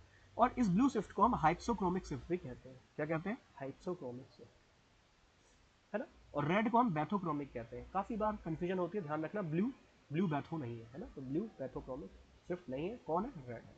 अच्छा, ये हाइपर है, हाइपर से कम वाले को हाइपो बोलते हैं। तो याद रटना ही नहीं है, सिंपल है, समझना है। हाइपर मतलब ज़्यादा, हाइपो मतलब कम। तो सर इसको हम हाइपोक्रोमिक कहते हैं, सिंपल सी। अब क्वेश्चन में जो पूछा देख लेते हैं। कह रहा था effect due to which adsorption maximum is shifted towards shorter wavelength, मतलब लैम्डा मैक्स कम हो रहा हो उसको हम क्या कहेंगे, है ना। शॉर्टर वेवलेंथ की तरफ शिफ्ट हो रहा है, कम हो रहा है, उसको हम क्या कहेंगे। तो शॉर्टर वेवलेंथ, देखो वेवलेंथ इधर को बढ़ रही है, इधर को सर घट रही है, तो घटने को क्या कहेंगे, सर ब्लू शिफ्ट कहेंगे। अच्छा, ब्लू दिया है हम ऑप्शन में, ब्लू नहीं दिया है ना, ब्लू कहीं भी नहीं दिया, तो क्या दिया उसकी जगह, हाइप्सोक्रोमिक दिया, तो हाइप्सोक्रोमिक लगा दो, सिंपल। चलिए आगे, ये क्वेश्चन आपके एग्जामिनर ने है ना, इसका आंसर कुछ और दिया था, जबकि एनसीईआरटी क्लियर कहती है हमें कि एनालीन जो है ना, ये फिडलक्राफ्ट रिएक्शन नहीं देता है। क्यों नहीं देता है? क्योंकि ये अपने लोन पे से क्या करेगा, तो जो हम फिडलक्राफ्ट में एनहाइड्रस AlCl3 लेते हैं उससे डायरेक्ट ये कॉम्प्लेक्स फॉर्म कर लेगा और ये एक सॉल्ट बना के अपने आप में खड़ा हो जाएगा, है ना। तो AlCl3 को रिएक्शन ही नहीं करने देगा फिडलक्राफ्ट के रिएजेंट के साथ, आप एल्काइलेशन करा लो चाहे एसिटाइलेशन करा लो, है ना। तो इस तरह का कॉम्प्लेक्स बना लेगा और खुद में खुश हो जाएगा, ठीक है। तो सही आंसर इसका एनिलीन होगा, ये आपको ध्यान में रखना है ना। और ये क्वेश्चन हमने चैलेंज भी किया है, अब देखते हैं इसका सही आंसर क्या आता है। आगे, glycerol is heated with KHSO4 it's form, है ना। ये क्वेश्चन भी मुझे लगता है रिपीटेड है, बट हाँ कहाँ रिपीटेड है, कल वाली क्लास में इसको हम देखेंगे। तो भाई आपके पास क्या है, ग्लिसरॉल है। अच्छा, ग्लिसरॉल क्या होता है, 3 कार्बन होंगे, है ना। और ये ग्लिसरॉल हमने देखा सोप के लिए भी बेसिक होता है ना, सोप के लिए भी बेसिक क्या है सर, हमारा ग्लिसरॉल है। तो सर ये ग्लिसरॉल है। अच्छा, ग्लिसरॉल में 3 कार्बन है, तीनों पे ही एक एक OH है। अगर मान लो 2 ही कार्बन हो और दोनों पे ही एक एक OH हो अगल बगल में विसिनल पोजीशन पे, सर इसको हम ग्लाइकोल बोलते हैं, 3 वाले को ग्लिसरॉल बोलते हैं। क्या बोलते हैं सर, ग्लिसरॉल बोलते हैं। कह रहा है इसकी रिएक्शन अगर यदि आप करा दो KHSO4 के साथ, पोटेशियम हाइड्रोजन सल्फेट के साथ करा दो, हीट कर दो, तो हीट करने पे आपको जो प्रोडक्ट मिलेगा ये कुछ ऐसा दिखाई देने को मिलेगा, है ना। और साथ में यहाँ से निकल जाएगा जेल के मॉलिक्यूल, और ये आपको जो मिला ये है एक्राइल एल्डिहाइड, एक्राइल एल्डिहाइड, और इसी को सिंपली हम एक्रोलिन भी कहते हैं। क्या कहते हैं सर, एक्रोलिन कहते हैं। ध्यान में रखना एक्रोलिन, ये हायर एजुकेशन में भी पूछा गया इससे क्वेश्चन, और आप देख रहे हो फॉरेंसिक साइंस में भी यहाँ से क्वेश्चन आया है ना। और ग्लिसरॉल हमारे सिलेबस का पार्ट भी है, सॉरी, है ना, ग्लिसरॉल हमारे सिलेबस का पार्ट भी है, ध्यान में रखिएगा। तो सही आंसर क्या मिल गया सर, एक्रोलिन मिल गया, सिंपल है। कह रहा in IR spectrum region below 1500 centimetre is called, ये तो सिंपल सा क्वेश्चन है, डायरेक्ट क्वेश्चन है ना। और जो आपको PDF प्रोवाइड कराया था, यूट्यूब पे पढ़ाया था, ditto cut copy paste question आया। तो इसलिए तो कहता हूँ आप 75 में से देखेंगे लगभग 70 क्वेश्चन आपको पूरा, है ना, A to Z जो पढ़ा है उसमें से देखने को मिल जाएगा। और मैं अपनी मर्जी से नहीं बोल रहा हूँ, सब कुछ यूट्यूब पे पढ़ा है ना। और वहाँ से देख के ही मैं सारी बातें कॉन्फिडेंटली बोलता हूँ, ठीक है, क्योंकि वाकई बहुत कुछ पढ़ा है, ठीक है। तो नियर IR, ठीक, इसके बीच में आपका नॉर्मल IR और इससे दूर आपका फार IR होता है, ठीक है। अच्छा, IR रीजन की रेंज क्या होती है, तो सर ये 800 नैनोमीटर से लेकर 2000 नैनोमीटर तक होती है। अच्छा, अगर ये एंगस्ट्रम में आ गई तो कंफ्यूज मत होना, एक जीरो बढ़ा देना, 8000 एंगस्ट्रम से 20000 एंगस्ट्रम लिख देना, ठीक है, एक जीरो बढ़ा देना, ये तो सिंपल सी कहानी है। सर नियर IR का जो रीजन होता है ये 800 से लगभग 1500 नैनोमीटर का होता है। सर 1500 से लेकर लगभग 15000 नैनोमीटर तक का जो रीजन है इसको हम केवल IR बोलते हैं। फार IR 15000 से लेकर 20000 तक का जो रीजन है, ठीक है, ये सब ऑलरेडी पढ़ा भी चुका हूँ। अब इसमें 2 रीजन जो हमें बेसिकली देखने को मिलते हैं, कौन कौन सा रीजन, एक तो होता है फंक्शनल ग्रुप रीजन, है ना, फंक्शनल ग्रुप रीजन, ये सब आपको ऑलरेडी पढ़ाया हुआ है। फंक्शनल ग्रुप रीजन जो है सर ये 4000 से 1500 सेंटीमीटर इनवर्स के बीच में काम करता है। और ये कन्वर्जन करना भी सिखाया कि किस तरीके से हम कन्वर्ट करते हैं एनर्जी, है ना, SC बाय लैम्डा ऐसे कंसेप्ट लगाते हैं जिससे हम कन्वर्ट करते हुए चलते हैं। और हम जानते हैं जो वेव नंबर होता है ये 1 बाय लैम्डा होता है, तो यहाँ से एनर्जी कितनी बनेगी, HC न्यू बार बनेगी। तो वेव नंबर की टर्म में भी आप इसको निकाल सकते हो यदि आपको यूनिट पता है, यूनिट का मतलब किस रीजन में फॉल कर रहा है, अगर आपको पता है तो इस फॉर्मूले से आप उसकी एनर्जी, वेव नंबर सब कुछ निकाल सकते हैं। क्लियर है, ये सब आपको ऑलरेडी पढ़ाया हुआ है, ठीक है। फिर इसके बाद जो आपका फिंगरप्रिंट रीजन है, अगर सी में बात करता हूँ तो सर ये 1400 से लेकर 600 सेंटीमीटर इनवर्स तक का आता है। 14 16 कह के 1500 ही कह लो क्योंकि यहाँ मैंने 1500 लिखा है ना। तो 1500 सेंटीमीटर से कम वाला जो रीजन है सर उसको हम फिंगरप्रिंट रीजन कहेंगे, ये ध्यान में रखिएगा। तो उसका सही आंसर क्या बन जाएगा सर, फिंगरप्रिंट रीजन बन जाएगा। क्लियर। आगे 2,6 ट्राइनाइट्रोफिनॉल का क्या नाम होता है, बहुत सिंपल सी रिएक्शन है सर, फिनॉल की, सर फिनॉल का यदि हम नाइट्रेशन करा दें एक्सेस में, नाइट्रेशन कराने के लिए जो रीजेंट चाहिए होते हैं sir, concentrated H2SO4 plus concentrated HNO3 चाहिए होता है। और सर ये जो आप दोनों ले रहे हो ना इनको एक्सेस में ले लो, अधिकता में ले लो, तो आपको पता है OH एक ऑर्थो पैरा डायरेक्टिंग ग्रुप है, बट एक्सेस में ले रहे हो तो इसकी सारी ऑर्थो पैरा पोजिशन गिर जाएगी, ठीक है, इसकी सारी ऑर्थो पैरा पोजिशन जो है कंप्लीटली फिल हो जाएंगी। और सर इसी को हम कहते हैं 2,4,6 ट्राई नाइट्रोफिनॉल, और सिंपल इसका कॉमन नाम पिक्रिक एसिड हो गया, it is the picric acid हो गया। तो भाई देख लो कहाँ है, picric acid is the right answer. आगे ये तो जनरल साइंस का क्वेश्चन है। है ना। ये तो आप मान के चलिए, हालांकि ग्लिसरॉल का नाइट्रेशन कराओगे तो ग्लिसरॉल ट्राई नाइट्रेट मिलेगा, और उसी को हम यूज़ करते हैं डायनामाइट बनाने में, है ना। तो ये ग्लिसरॉल टॉपिक हमारे सिलेबस में भी है, नाइट्रेशन कराने पे ग्लिसरॉल ट्राई नाइट्रेट मिलेगा, और इसी का यूज़ हम डायनामाइट बनाने में यूज़ करते हैं। और ये जनरल साइंस का क्वेश्चन भी, जनरल साइंस में ऐसे प्रश्न आ चुके हैं। आगे, starch is a polymer of, starch किसका पॉलीमर है, तो स्टार्च भैया ग्लूकोज का पॉलीमर है। अच्छा, स्टार्च का मॉलिक्यूलर फॉर्मूला क्या होता है, सबसे बड़ा प्रश्न तो यही है ना। और आई थिंक इस एग्जाम में पूछा भी गया है ये, ठीक। तो C6H10O5 याद है, ये स्टार्च और सेलुलोज का मॉलिक्यूलर फॉर्मूला है। और किससे बना होता है सर, कौन सी मोनोमेरिक यूनिट यहाँ पे होती है, तो ग्लूकोज होती है। आगे कह रहा है हेनरी लॉ, अरे भैया हेनरी भैया क्या कहते हैं कि जो पार्शियल प्रेशर है वो डायरेक्टली प्रोपोर्शनल होता है मोल फ्रैक्शन के, है ना, या फिर अमाउंट ऑफ द गैस के, अमाउंट ऑफ द गैस के। अच्छा, अब यहाँ मोल फ्रैक्शन की जगह वो अमाउंट कंसंट्रेशन के टर्म में दिया है, तो pressure is directly proportional to the concentration. Proportional हटता है कांस्टेंट आता है, कितना आएगा सी, है ना।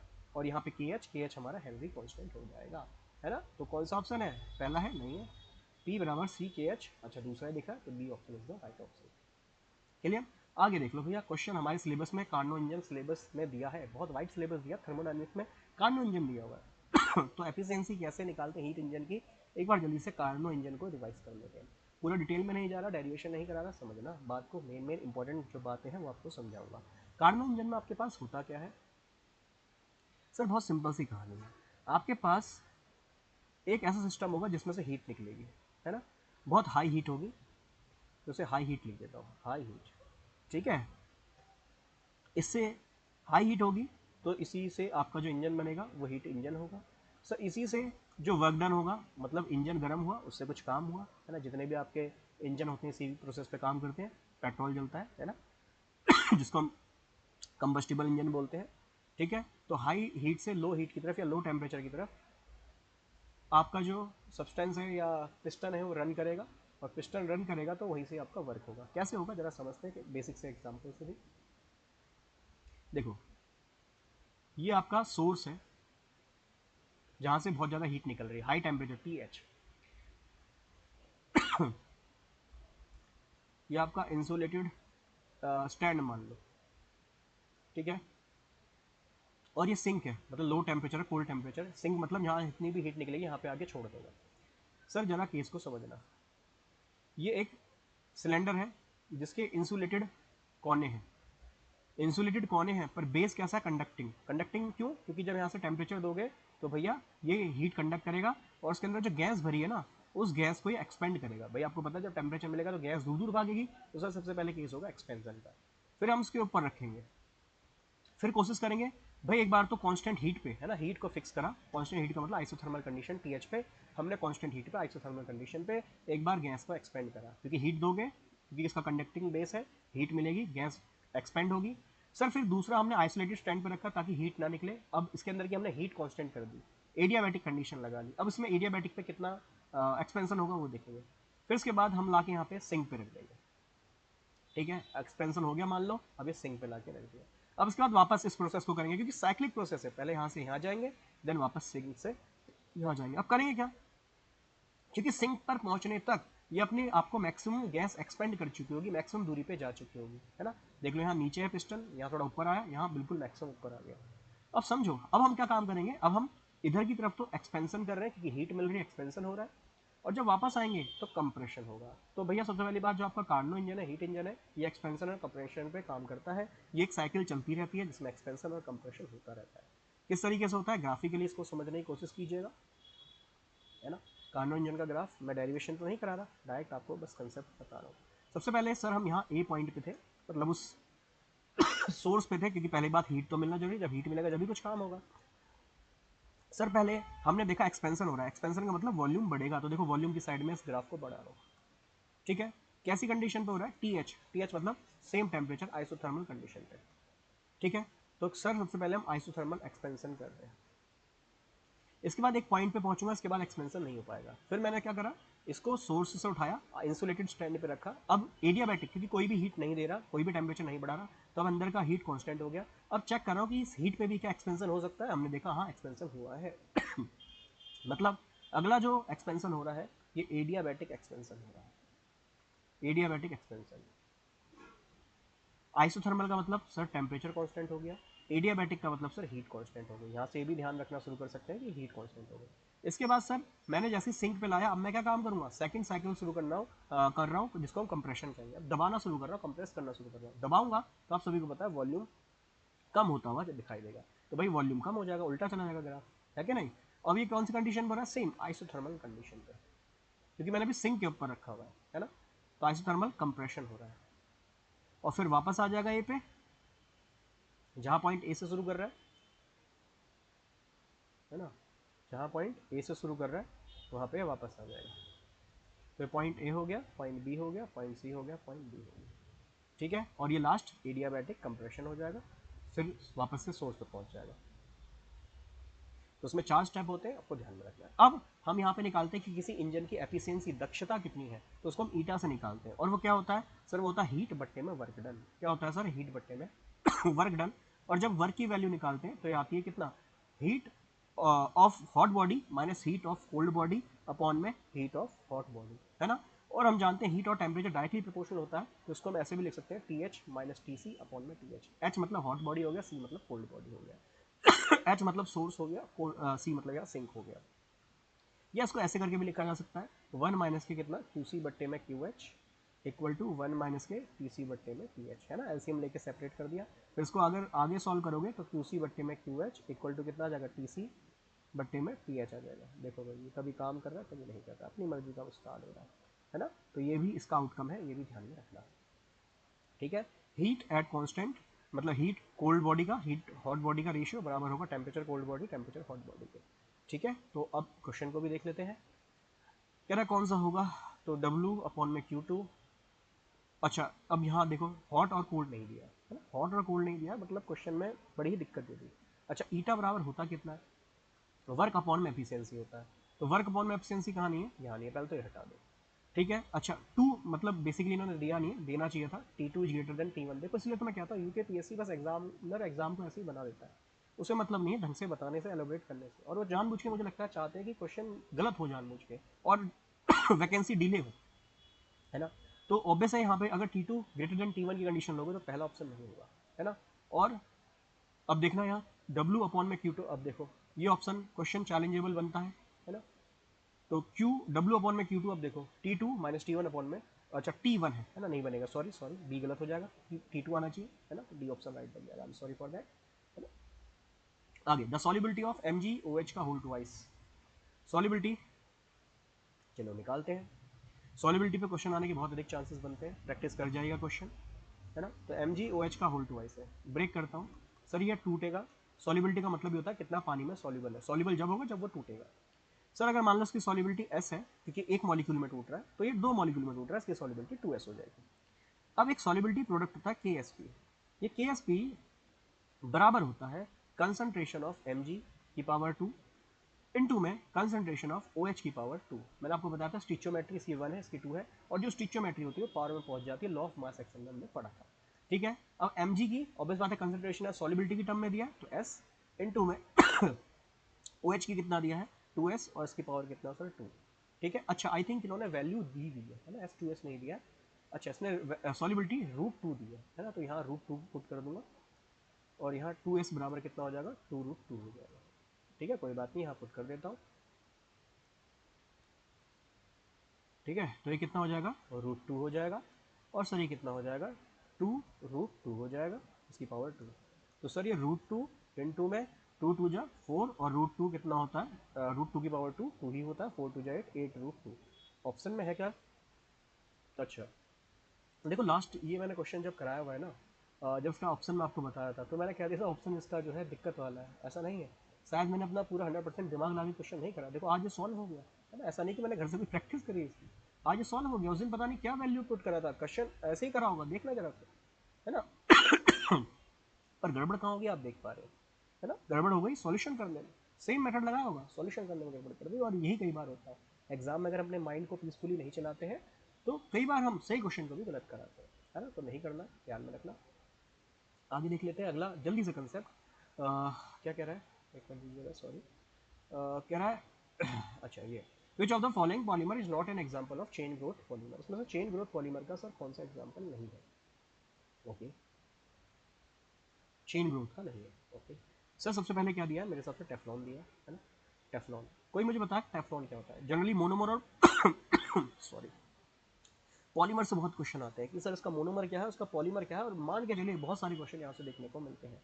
तो इसीलिए टेफ्लॉन याद कीजिए, ये होता है मोनोमर्स का। सर इसका नाम बताइए, है ना, टेट्राफ्लोरोइथीन, है ना, तो नाम टेट्राफ्लोरोइथीन, ठीक है।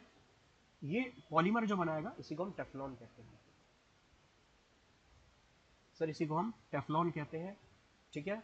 पॉली टेट्रा फ्लोरोइथीन, ठीक है। तो पीटीईवी से शॉर्ट में कह देते हैं, ध्यान में रखना, एग्जाम में पीटी आया पता चला दिमाग नहीं चला। Teflon is also called PT, polytetrafluoroethene, ठीक है। ऐसे ही और क्या दिया है एक बार जल्दी से देख लेता हूँ। ऑर्लोन दिया है। अच्छा ऑर्लोन क्या होता है यार, ऑर्लोन के यूजेस बताइएगा कमेंट में, आप ऑर्लोन के यूजेस बताएंगे तो शायद मुझे अच्छा लगे, है ना। तो ये आपका क्या है सर, ये आपका एक्राइल नाइट्राइल है ना। एक्राइल नाइट्राइल कॉमन नाम हो गया। और यदि आप इसका एक और कॉमन नाम लिखना चाहोगे तो देखो CH2CH को हम विनाइल ग्रुप कहते हैं, याद है, विनाइल और CN ग्रुप लगाए तो साइनाइड, ठीक है। एक्राइल नाइट्राइल या फिर विनाइल साइनाइड, इसका जब हम पॉलीमरेशन कराएंगे, अच्छा पॉलीमरेशन कराना है तो N मॉलिक्यूल लीजिएगा, ठीक है, ठीक है। तो क्या बन जाएगा, पॉली एक्राइल नाइट्राइल। सर ये भी बहुत बार पूछा गया, पैन, है ना, पैन, पॉली एक्राइल नाइट्राइल, जिसको हम ऑर्लोन भी कहते हैं, है ना, ऑर्लोन पैन भी कहते हैं। सॉरी, नेक्स्ट क्या है, डेक्रोन है। It is Dacron. डेक्रोन कैसे बनता है, आपके पास ये थाइलिन ग्लाइकॉल है ना, इसको हम ग्लाइकॉल कहते हैं, थोड़ी देर पहले बताया था, 2 कार्बन है थाइलिन ग्लाइकॉल। मोनोमर और पॉलीमर कई बार पूछे जाते हैं, ध्यान में रखना। और ये थैलिक एसिड आपका, ठीक है, थैलिक एसिड हो गया। और जब ये आपस में रिएक्शन करेंगे तो ये इस तरीके का पॉलीमर आपको दिखाएंगे। एक चीज़ यहाँ पे मैं विशेष कर आपको बताना चाहूँगा, एक शॉर्टकट कह सकते हैं, है ना, हर जगह अप्लाई नहीं होता पर मैक्सिमम केस में आपको अप्लाई होता हुआ दिख जाएगा। क्वेश्चन क्या पूछा पहले तो उस पर चर्चा करूँगा, देन उसके बाद शॉर्टकट को भी देखेंगे, ठीक है। तो ग्लाइकॉल ये हो गया आपका, तो उसका नाम हो जाएगा टेरिलीन, है ना, इसको टेरिलीन कहते हैं या फिर सिंपली इसको डेक्रोन कहते हैं। टेरिलीन और डेक्रोन एक ही चीज़ है, ये भी ध्यान में रखिएगा, ठीक है। कैसे बनता है, इथाइलिन ग्लाइकोल की रिएक्शन हम थैलिक एसिड से कराते हैं, है ना, या इसको टेरिथैलेट भी कह देते हैं, है ना। तो terephthalate reacts with glycol, it gives terylene. Last ethene, अच्छा इथीन पॉलीथीन तो बना ही लोगे। तो देखो क्वेश्चन क्या है, कौन इसमें से एक पॉलीमर एग्जांपल नहीं है चेन ग्रोथ का। देखो भैया जितने भी एग्जांपल है ना, कौन कौन से, सबसे पहले टेफ्लॉन, ये चेन ग्रोथ का एग्जांपल है क्योंकि इसमें चेन आपस में जुड़ती हुई चली जाएगी, सेम एटम देखो जुड़ता हुआ चल रहा है ना, ये तो बन रहा है। इसमें देखना एक्राइल नाइट्राइल सेम जुड़ता हुआ, देखो सेम प्रोडक्ट मिल गया। जबकि इसमें देखो देखो इसलिए कह रहा हूँ, अगर आपको स्ट्रक्चर वगैरह याद हो ना बहुत चीज़ें आसान हो जाती है। ये पहली बात किसका एग्जाम्पल हो गया डेक्रोन, ये कंडेंसेशन का एग्जाम्पल हो गया, कंडेंसेशन पॉलीमराइजेशन का एग्जाम्पल हो गया। सर क्यों, कंडेंसेशन जब भी करना हो तो ध्यान रखना, एक जगह OH होगा एक जगह H होगा, वहां से जल निकल रहा होगा, ये शॉर्टकट है ना। कंडेंसेशन के लिए H और OH जरूर होगा, ये ध्यान में रखना। जैसे बहुत सारे इसके एग्जाम्पल बनते हैं, नाइलॉन 66 बताइएगा किसका एग्जाम्पल है, ठीक है। और पॉलीमर से क्वेश्चन आने के भी बहुत अधिक चांस है, 99% चांस है। अब ये मत कहना कि सर सारे ही टॉपिक से बता रहे हो, 17 ही क्वेश्चन आने हैं, अरे भैया एग्जाम मैं नहीं बना रहा हूँ, पेपर मैं नहीं बना रहा हूँ, ये भी समझिएगा, है ना। तो जो मोस्ट है वो तो बताना ही पड़ेगा, बार बार आपको रिकमेंड कराना पड़ेगा। अच्छा इथीन से पॉलीथीन भी देख लें, है ना, समझ में आ जाएगा खुद क्यों, क्योंकि इथीन है, इसके N मॉलिक्यूल्स आपस में रिएक्ट होंगे और ये पॉलीथीन बनाएगा। अब देखो क्या इसमें कोई और मोनोमर रिपीट हो रहा है, नहीं, वही मोनोमर रिपीट हो रहा है बार बार, है ना। तो भैया स्ट्रक्चर अगर आता है तो आपका कंसेप्ट आसान हो जाता है, स्ट्रक्चर नहीं आता है फिर तो गड़बड़ होती है, ठीक है। तो सही आंसर क्या मिल जाएगा इसका, टेफ्लॉन है नहीं है, ऑर्लोन है नहीं है, Teflon is the right answer. इसमें थाइलिन ग्लाइकोल और टेलिसैलेट आपस में रिएक्ट करते हैं। आगे, which radiation is used for 1H NMR spectroscopy, जल्दी से कवर करते हैं इसको भी। सबसे पहले स्पेक्ट्रोस्कोपी आपको पता ही है ना, interaction of light with the molecule, उसको हम स्पेक्ट्रोस्कोपी कहते हैं। और इसके कुछ रीजन होते हैं, ध्यान रखना, सबसे ज़्यादा हाई एनर्जी वाला कॉस्मिक रे होता है, पढ़ाया हुआ है ये सब कुछ आपको, है ना। इसके बाद सर कौन होता है, गामा रेस। सर इसके बाद कौन होता है, एक्सरेस। कई बार ये होता है कि इनका इंक्रीजिंग डिक्रीजिंग ऑर्डर पूछ लेता है ना। एक्सरेस के बाद आपका कौन सा आएगा, बोलो, यूवी, है ना। इसके बाद कौन आएगा सर, IR आएगा। इसके बीच में कौन सा रीजन है, विजिबल रीजन है। इसके बाद कौन आता है सर, माइक्रोवेव आता है, माइक्रो भैया है ना, माइक्रोवेव ओवन। और लास्ट में कौन आएगा सर, रेडियो वेव आएगा, रेडियो वेव, है ना। ये भी प्रश्न आ चुका है, यूवी और आईआर के बीच में या विजिबल रीजन किसके बीच में आता है, तो यूवी आईआर के बीच में आता है। यूवी जो है 200 से 400 नैनोमीटर होता है, ये प्रश्न आए हुए हैं। विजिबल 400 से लगभग 800 नैनोमीटर, कई बार 760 नैनोमीटर लिखा होता है, एक ही बात है। आईआर हमने अभी थोड़ी देर पहले पढ़ा 800 नैनोमीटर से लगभग 20,000 नैनोमीटर तक ये देखने को मिलता है। सर एक्सरेज तो सिंपल है, कर ही देंगे। यूवी रेस से क्वेश्चन आता है भाई, ये तो नहीं पूछेगा ना यूवी रेस किस रीजन में आता है, ये तो नहीं पूछेगा ना आईआर किस रीजन में आता है। हाँ, फंक्शनल आईआर रीजन कौन सा है और बता चुका हूँ, फिंगरप्रिंट कौन सा है सब बता चुका हूँ। ठीक है, माइक्रोवेव ऑब्वियस बात है, इसमें हम निकालते हैं रमन स्पेक्ट्रोस्कोपी। ठीक है, और जो रेडियो वेव है इसमें हमारी चलती है एनएमआर स्पेक्ट्रोस्कोपी। ठीक है, तो अब देख लो ऑप्शन क्या है, क्वेश्चन क्या है। कह रहा है एनएमआर स्पेक्ट्रोस्कोपी किस रीजन में आती है, एक्सरे में आती है नहीं, आईआर में आती है नहीं, तो भैया radio frequency region is the right answer. The following hybridization इसमें कौन सा होगा भाई, सिंपल सा क्वेश्चन है, मतलब एक ही टॉपिक है उससे ही क्वेश्चन बार बार पूछे जा रहे हैं, और इतना वाइड सिलेबस देके एक ही टॉपिक से क्वेश्चन पूछने का क्या मतलब रह जाता है ना। तो एग्जामिनर साहब से यही बात है, और क्वेश्चन वाइड पूछने के अलावा सिलेबस से भी बाहर पूछ रहे हैं, अब मानेंगे थोड़ी नहीं कि सिलेबस से बाहर है ना, तो ऐसा भी नहीं करना चाहिए। या तो सिलेबस लिख के मत दो, लिख दो ग्रेजुएशन लेवल अप टू, तो टीचर अपने अकॉर्डिंग पढ़ाएगा। और सिलेबस मेंशन है तो फिर आउट ऑफ सिलेबस का क्या मतलब बनता है। तो भैया बना के देख लेना। ठीक है, इसका हाइब्रिडाइजेशन sp3d आएगा सर, tbp हो जाएगा sp3d, tbp ट्राइगोनल बाइपिरामिड। ठीक है, कहाँ गया भाई, कौन सा ऑप्शन है, sp3d पहला ही हो गया। अच्छा जी, ल्यूकास रीजेंट क्या होता है ना, तो ल्यूकास रीजेंट क्या होता है इसके बारे में भी जान लेते हैं जल्दी जल्दी। लुकास भैया क्या कहते हैं, हालांकि मुझे नहीं लगता इससे कोई क्वेश्चन आएगा, क्योंकि आई थिंक ये सिलेबस में कहीं दिया भी नहीं है, और दिया होगा तो शायद मेरी नज़रों से बच गया है, बट हाँ दिया है तो मैं आपको करा भी रहा हूँ। सर क्या कहता है, ये कहता है ना जो प्राइमरी आपके अल्कोहल होंगे, पहली बात ये प्राइमरी अल्कोहल के लिए टेस्ट के लिए काम आता है। सर इसमें आप क्या लेते हैं, कंसनट्रेटेड HCl लेते हैं, और एनहाइड्रस सूखा हुआ ZnCl2 लेते हैं। सर ये कन्वर्ट कर देता है इसको RCH2OH में, और ये रिएक्शन देता ही नहीं है ना, मतलब ये प्राइमरी अल्कोहल के साथ रिएक्शन नहीं देता है, तो यहाँ लिखता हूँ नो टर्बिडिटी, नो टर्बिडिटी है ना, रिएक्शन नहीं देता, टर्बिडिटी का मतलब फिलहाल रिएक्शन मान लो। ठीक है, अगर आप सेकेंडरी अल्कोहल लेते हो, सेम ल्यूकास रीजेंट क्या है, concentrated HCl plus anhydrous ZnCl2। ठीक है सर, आपको सिंपल है, प्रोडक्ट देखो क्या मिलेगा, Cl ग्रुप आके मिल जाएगा, सिंपल सी कहानी। बट यहाँ पे टर्बिडिटी विद इन 5 मिनट है ना, turbidity with in 5 minute, 5 minute इंतजार कीजिए, हल्का सा गर्म करके देखिए, तो आपको टर्बिडिटी गाढ़ापन है ना, इसको हम भदबुदापन है ना, गंदापन भी कहते हैं। ठीक है, तो अलग अलग नामों से लोग इसको कहते हैं। टर्शरी ये सेकेंडरी हो गया, टर्शरी हो गया।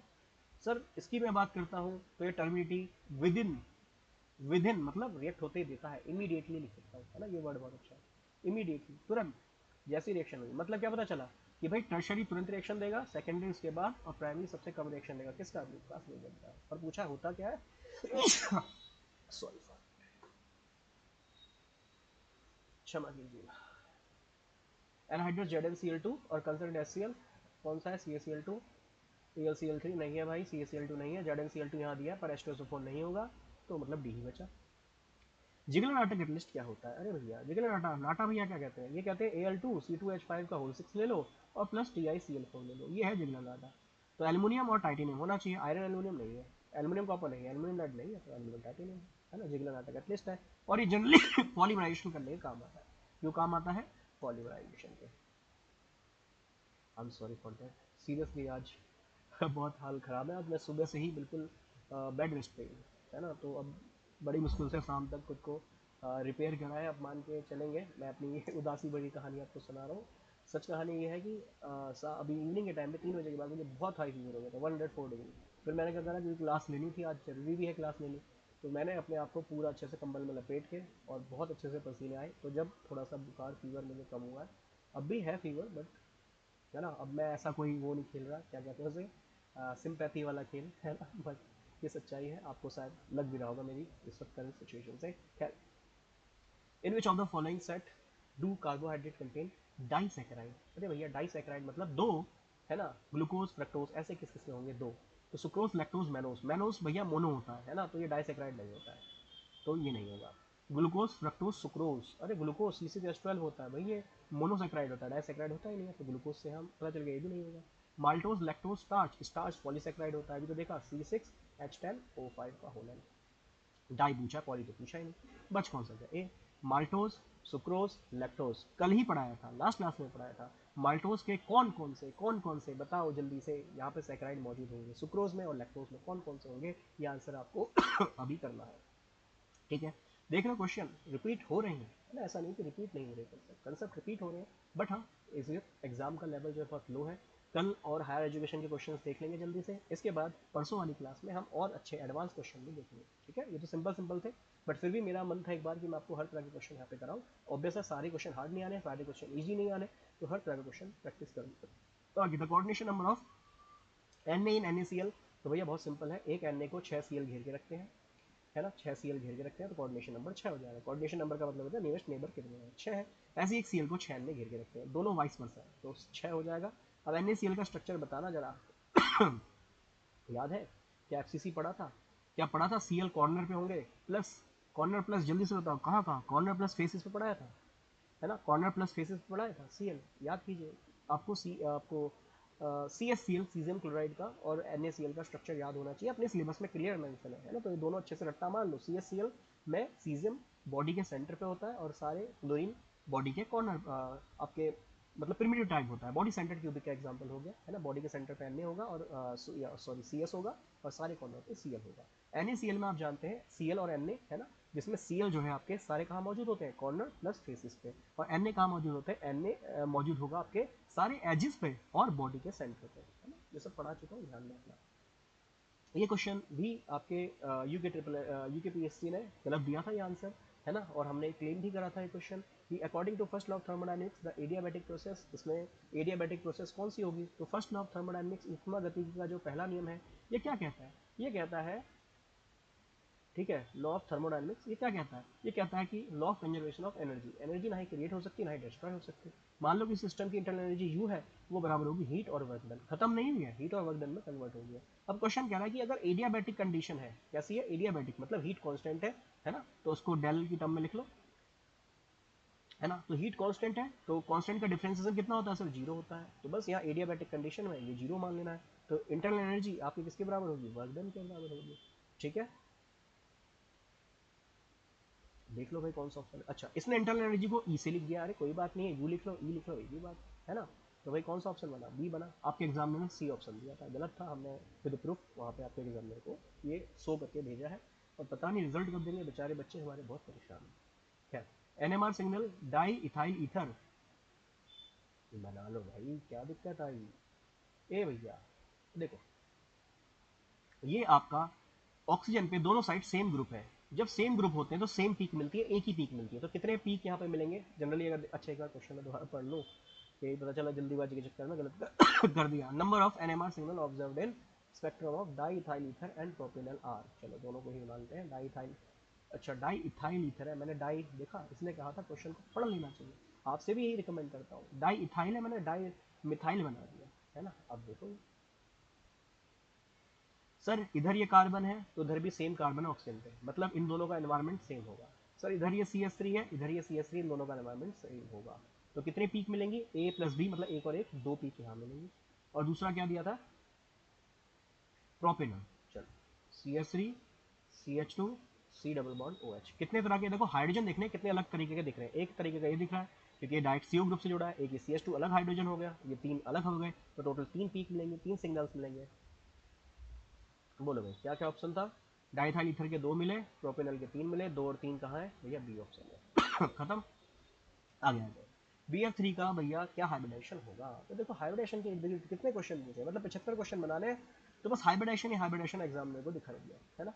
खैर देख लो भैया, तीन सिग्मा बॉन्ड है, एक सिग्मा, दो सिग्मा, तीन सिग्मा, रूल बताया था, सिग्मा बॉन्ड गिन लो और लोन पेयर गिन लो, तीन सिग्मा है, लोन पेयर बोरोन पे होता नहीं, तीन इलेक्ट्रॉन होते हैं, तीनों को तीनों शेयर कर दो, तीन तीन का मतलब सर sp2 हो गया, sp2 मतलब ट्राइगोनल प्लेनर हो गया, सब प्लेनर हो गया। बॉन्ड एंगल ही पूछेगा, बता देंगे सर क्या दिक्कत है, 120 डिग्री हो जाएगा।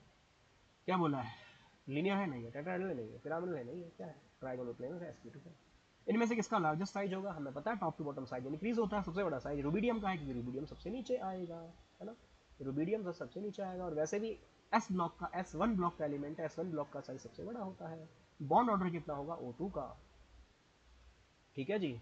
तो बॉन्ड ऑर्डर ये सब ऑलरेडी जा चुका है आपको। बॉन्ड ऑर्डर के लिए एक सिंपल सा फॉर्मूला होता है, आप इलेक्ट्रॉन गिनते हो, बॉन्डिंग में कितने इलेक्ट्रॉन है बॉन्डिंग ऑर्बिटल में, और एंटी बॉन्डिंग में कितने इलेक्ट्रॉन है ना, और बट्टे में बस 2 कर देते हो। तो ध्यान रखना बना लेते हैं सर। ये ऑक्सीजन,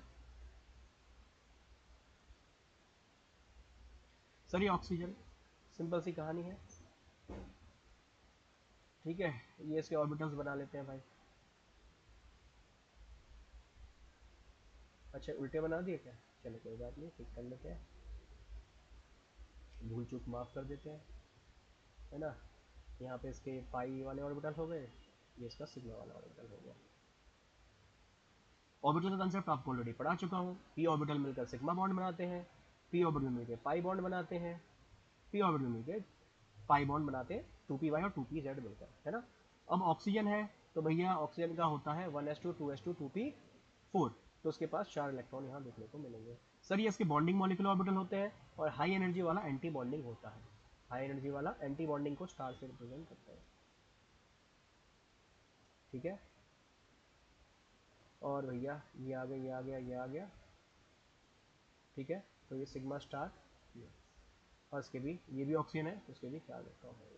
अब O2 प्लस है, भाई सिंपल सी बात है, O2 पे प्लस चार्ज है। प्लस चार्ज कब आता है सर, जब कोई अपने इलेक्ट्रॉन दे देता है। O2 एक ऑक्सीजन का एटॉमिक नंबर 8 है, कल भी पढ़ा था, जितने एटॉमिक नंबर होता है उतने इलेक्ट्रॉन होते हैं। एटॉमिक नंबर 8 तो 8 इलेक्ट्रॉन होंगे, 2 है तो 16 इलेक्ट्रॉन हो जाएंगे।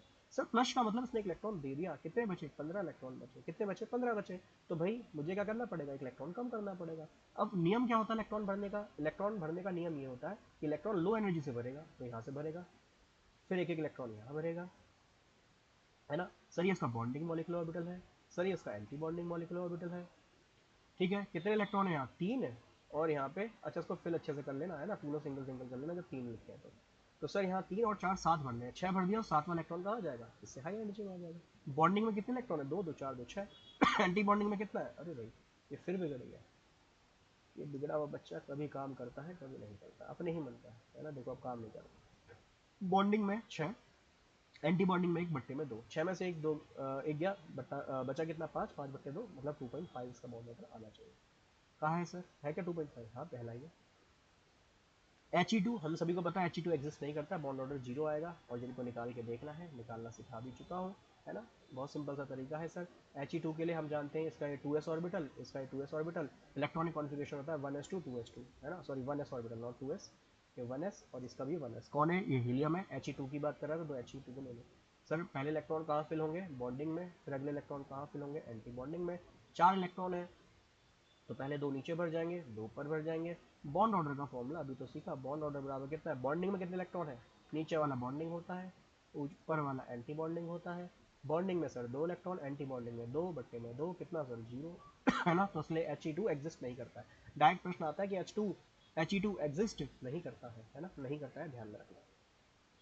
आगे इसमें से monosaccharide obtained by hydrolysis of cellulose, cellulose के हाइड्रोलाइसिस से क्या मिलता है, अरे स्टार्च ले लो, सेलुलोज ले लो, दोनों का हाइड्रोलाइसिस कराओ, ग्लूकोज पाओ, है ना, तो ग्लूकोज मिलता है, सिंपल सी कहानी है।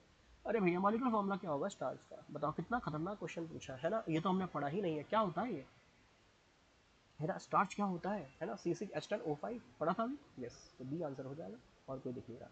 आगे विच of the following statement about fructose is not true, okay, मुझे लगता है इसको करने के लिए ना आपको फ्रक्टोज का स्ट्रक्चर बना लेंगे तो आसानी हो जाएगी, ठीक है। चलो फ्रक्टोज का स्ट्रक्चर बना के देख लेते हैं। फ्रक्टोज आप सभी को पता है एल्डो, सॉरी कीटो हेक्सोस होता है, सॉरी फॉर दैट, एल्डो बोल रहा हूँ, कीटो, है ना, ये H है, ये OH है, इसके बाद ये वाला OH होता है H होता है, मतलब पहला वाला OH अलग पोजीशन में होगा और बाद वाले जो दोनों H है सेम पोजीशन में होंगे, और लास्ट वाला CH2OH। देख सकते हो टोटल 6 कार्बन है, 1 2 तीसरा ये रहा, चौथा ये रहा, पांचवा ये रहा, छठा ये रहा, है ना। कीटोन ग्रुप मौजूद है, CO कीटोन ग्रुप है, इसलिए कैसा है, कीटो हेक्सोस है। कौन है, फ्रक्टोज है, कीटो हेक्सोस है। अब मुझे बताओ ये जो फ्रक्टोज है ये डी फॉर्म में, एल फॉर्म में, तो याद है कल भी बताया था आपको, सेकंड लास्ट कार्बन को देखना है, उसके OH को देखना है, बट शर्त ये है कि जो आपका ऑक्सीडाइज ग्रुप है वो टॉप में होना चाहिए, तो उसके अकॉर्डिंग सेकंड लास्ट कार्बन को देखिए, उसका OH देखिए राइट में मौजूद है तो डी फॉर्म हो जाएगा, लेफ्ट में मौजूद है तो एल फॉर्म हो जाएगा। मिरर इमेज बना के देखिएगा तो एल फॉर्म भी आपको दिखाई देगा। अब जो क्वेश्चन में पूछा लगा लेते हैं। इट कंटेन 1 कीटोन ग्रुप, सही बात है। It contain 3 secondary alcohol group, चलो सर सेकेंडरी का मतलब ऐसा कार्बन जिसपे एक ग्रुप ऑलरेडी जुड़ा हो, एक ग्रुप ऑलरेडी जुड़ा हो, एक OH जुड़ा हो। सेकेंडरी एक है, दो है, और सर ये रहा तीसरा तीन है। तो क्या सर इस पे 3 सेकेंडरी है? बिल्कुल सर 3 सेकेंडरी है। It contain 1 primary alcohol group, क्या एक प्राइमरी अल्कोहल ग्रुप है? सर ऐसा कार्बन जिसपे केवल एक ही ग्रुप हो, देखो एक ही ग्रुप है इस कार्बन पे, तो सर ये प्राइमरी हो गया। सर ये भी ऐसा कार्बन है जिसपे केवल एक ही ग्रुप है ऊपर वाला, तो ये भी हो गया, 2 प्राइमरी ग्रुप है। तो क्या बोल रहा है? नॉट 2, तो मतलब C is the right answer. Contain 6 carbon, ये तो सिंपल सा क्वेश्चन हो गया। हाँ जी भैया, फ्रक्टोज कीटोहेक्सोस होता है, 6 कार्बन वाला होता है।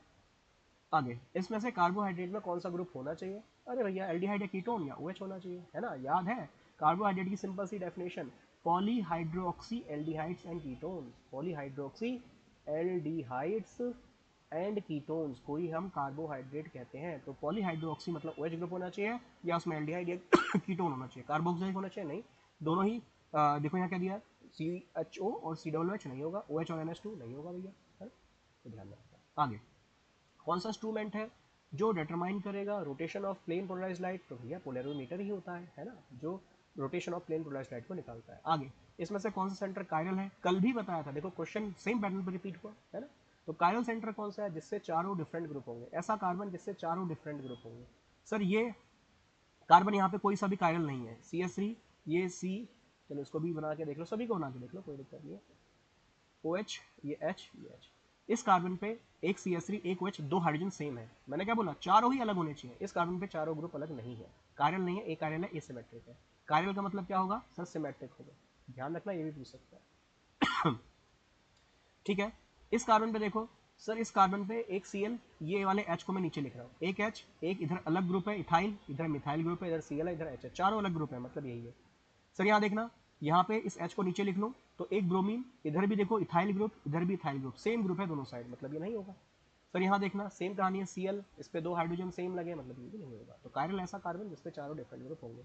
सेम कल वाला क्वेश्चन फिर रिपीट, ये देखो मर्क्यूरेशन वगैरह रिएक्शन है ना, प्रोपाइन का सॉरी इथाइन का आपको मर्क्यूरेशन कराना है, तो भैया सिंपल है, एल्डिहाइड मिलेगा। अच्छा देखो इसका आंसर ए भी हो सकता है ना, क्यों? क्योंकि इसने इस वाले को ही टॉटोमराइज कर दिया, बट हमें तो मोस्ट अप्रोप्रिएट आंसर चाहिए होता है ना।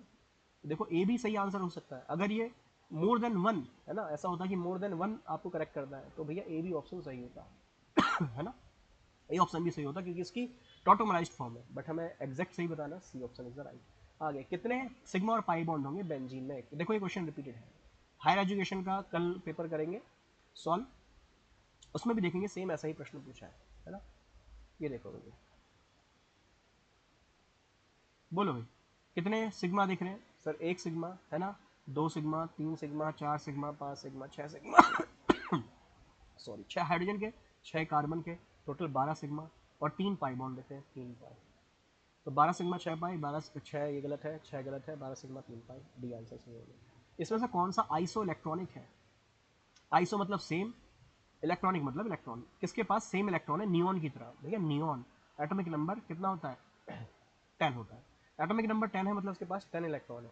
तो बस ये बताना है कि इनमें से और किसके पास 10 इलेक्ट्रॉन है, सेम इलेक्ट्रॉन है। तो ऑक्सीजन का एटॉमिक नंबर 8, मतलब इस पर 8 इलेक्ट्रॉन। नाइट्रोजन का एटॉमिक नंबर 7, बट उसने एक माइनस चार्ज लिया, इलेक्ट्रॉन लिया है, मतलब 8 इलेक्ट्रॉन। सर मैग्नीशियम का एटॉमिक नंबर 12, एक प्लस चार्ज मतलब एक दे दिया, कितने बचे 11, हमें तो कितने चाहिए 10 वाला चाहिए। फ्लोरीन देख लो, एटॉमिक नंबर 9 होता है, बट माइनस का मतलब उसने एक इलेक्ट्रॉन लिया है, 10 इलेक्ट्रॉन। तो सही आंसर क्या बना, डी ऑप्शन बना। ठीक है, तो ये थी आज की हमारी प्यारी सी क्लास, है ना। और पसंद आया है प्लीज़ कमेंट में आभार जरूर व्यक्त करना, ठीक है।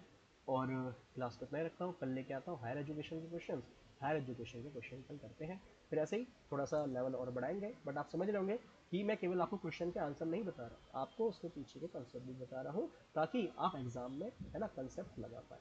बार बार प्रैक्टिस कीजिए, रिविजन कीजिए। बाकी क्लास को इतना रखता हूँ, बाय बाय, टेक केयर।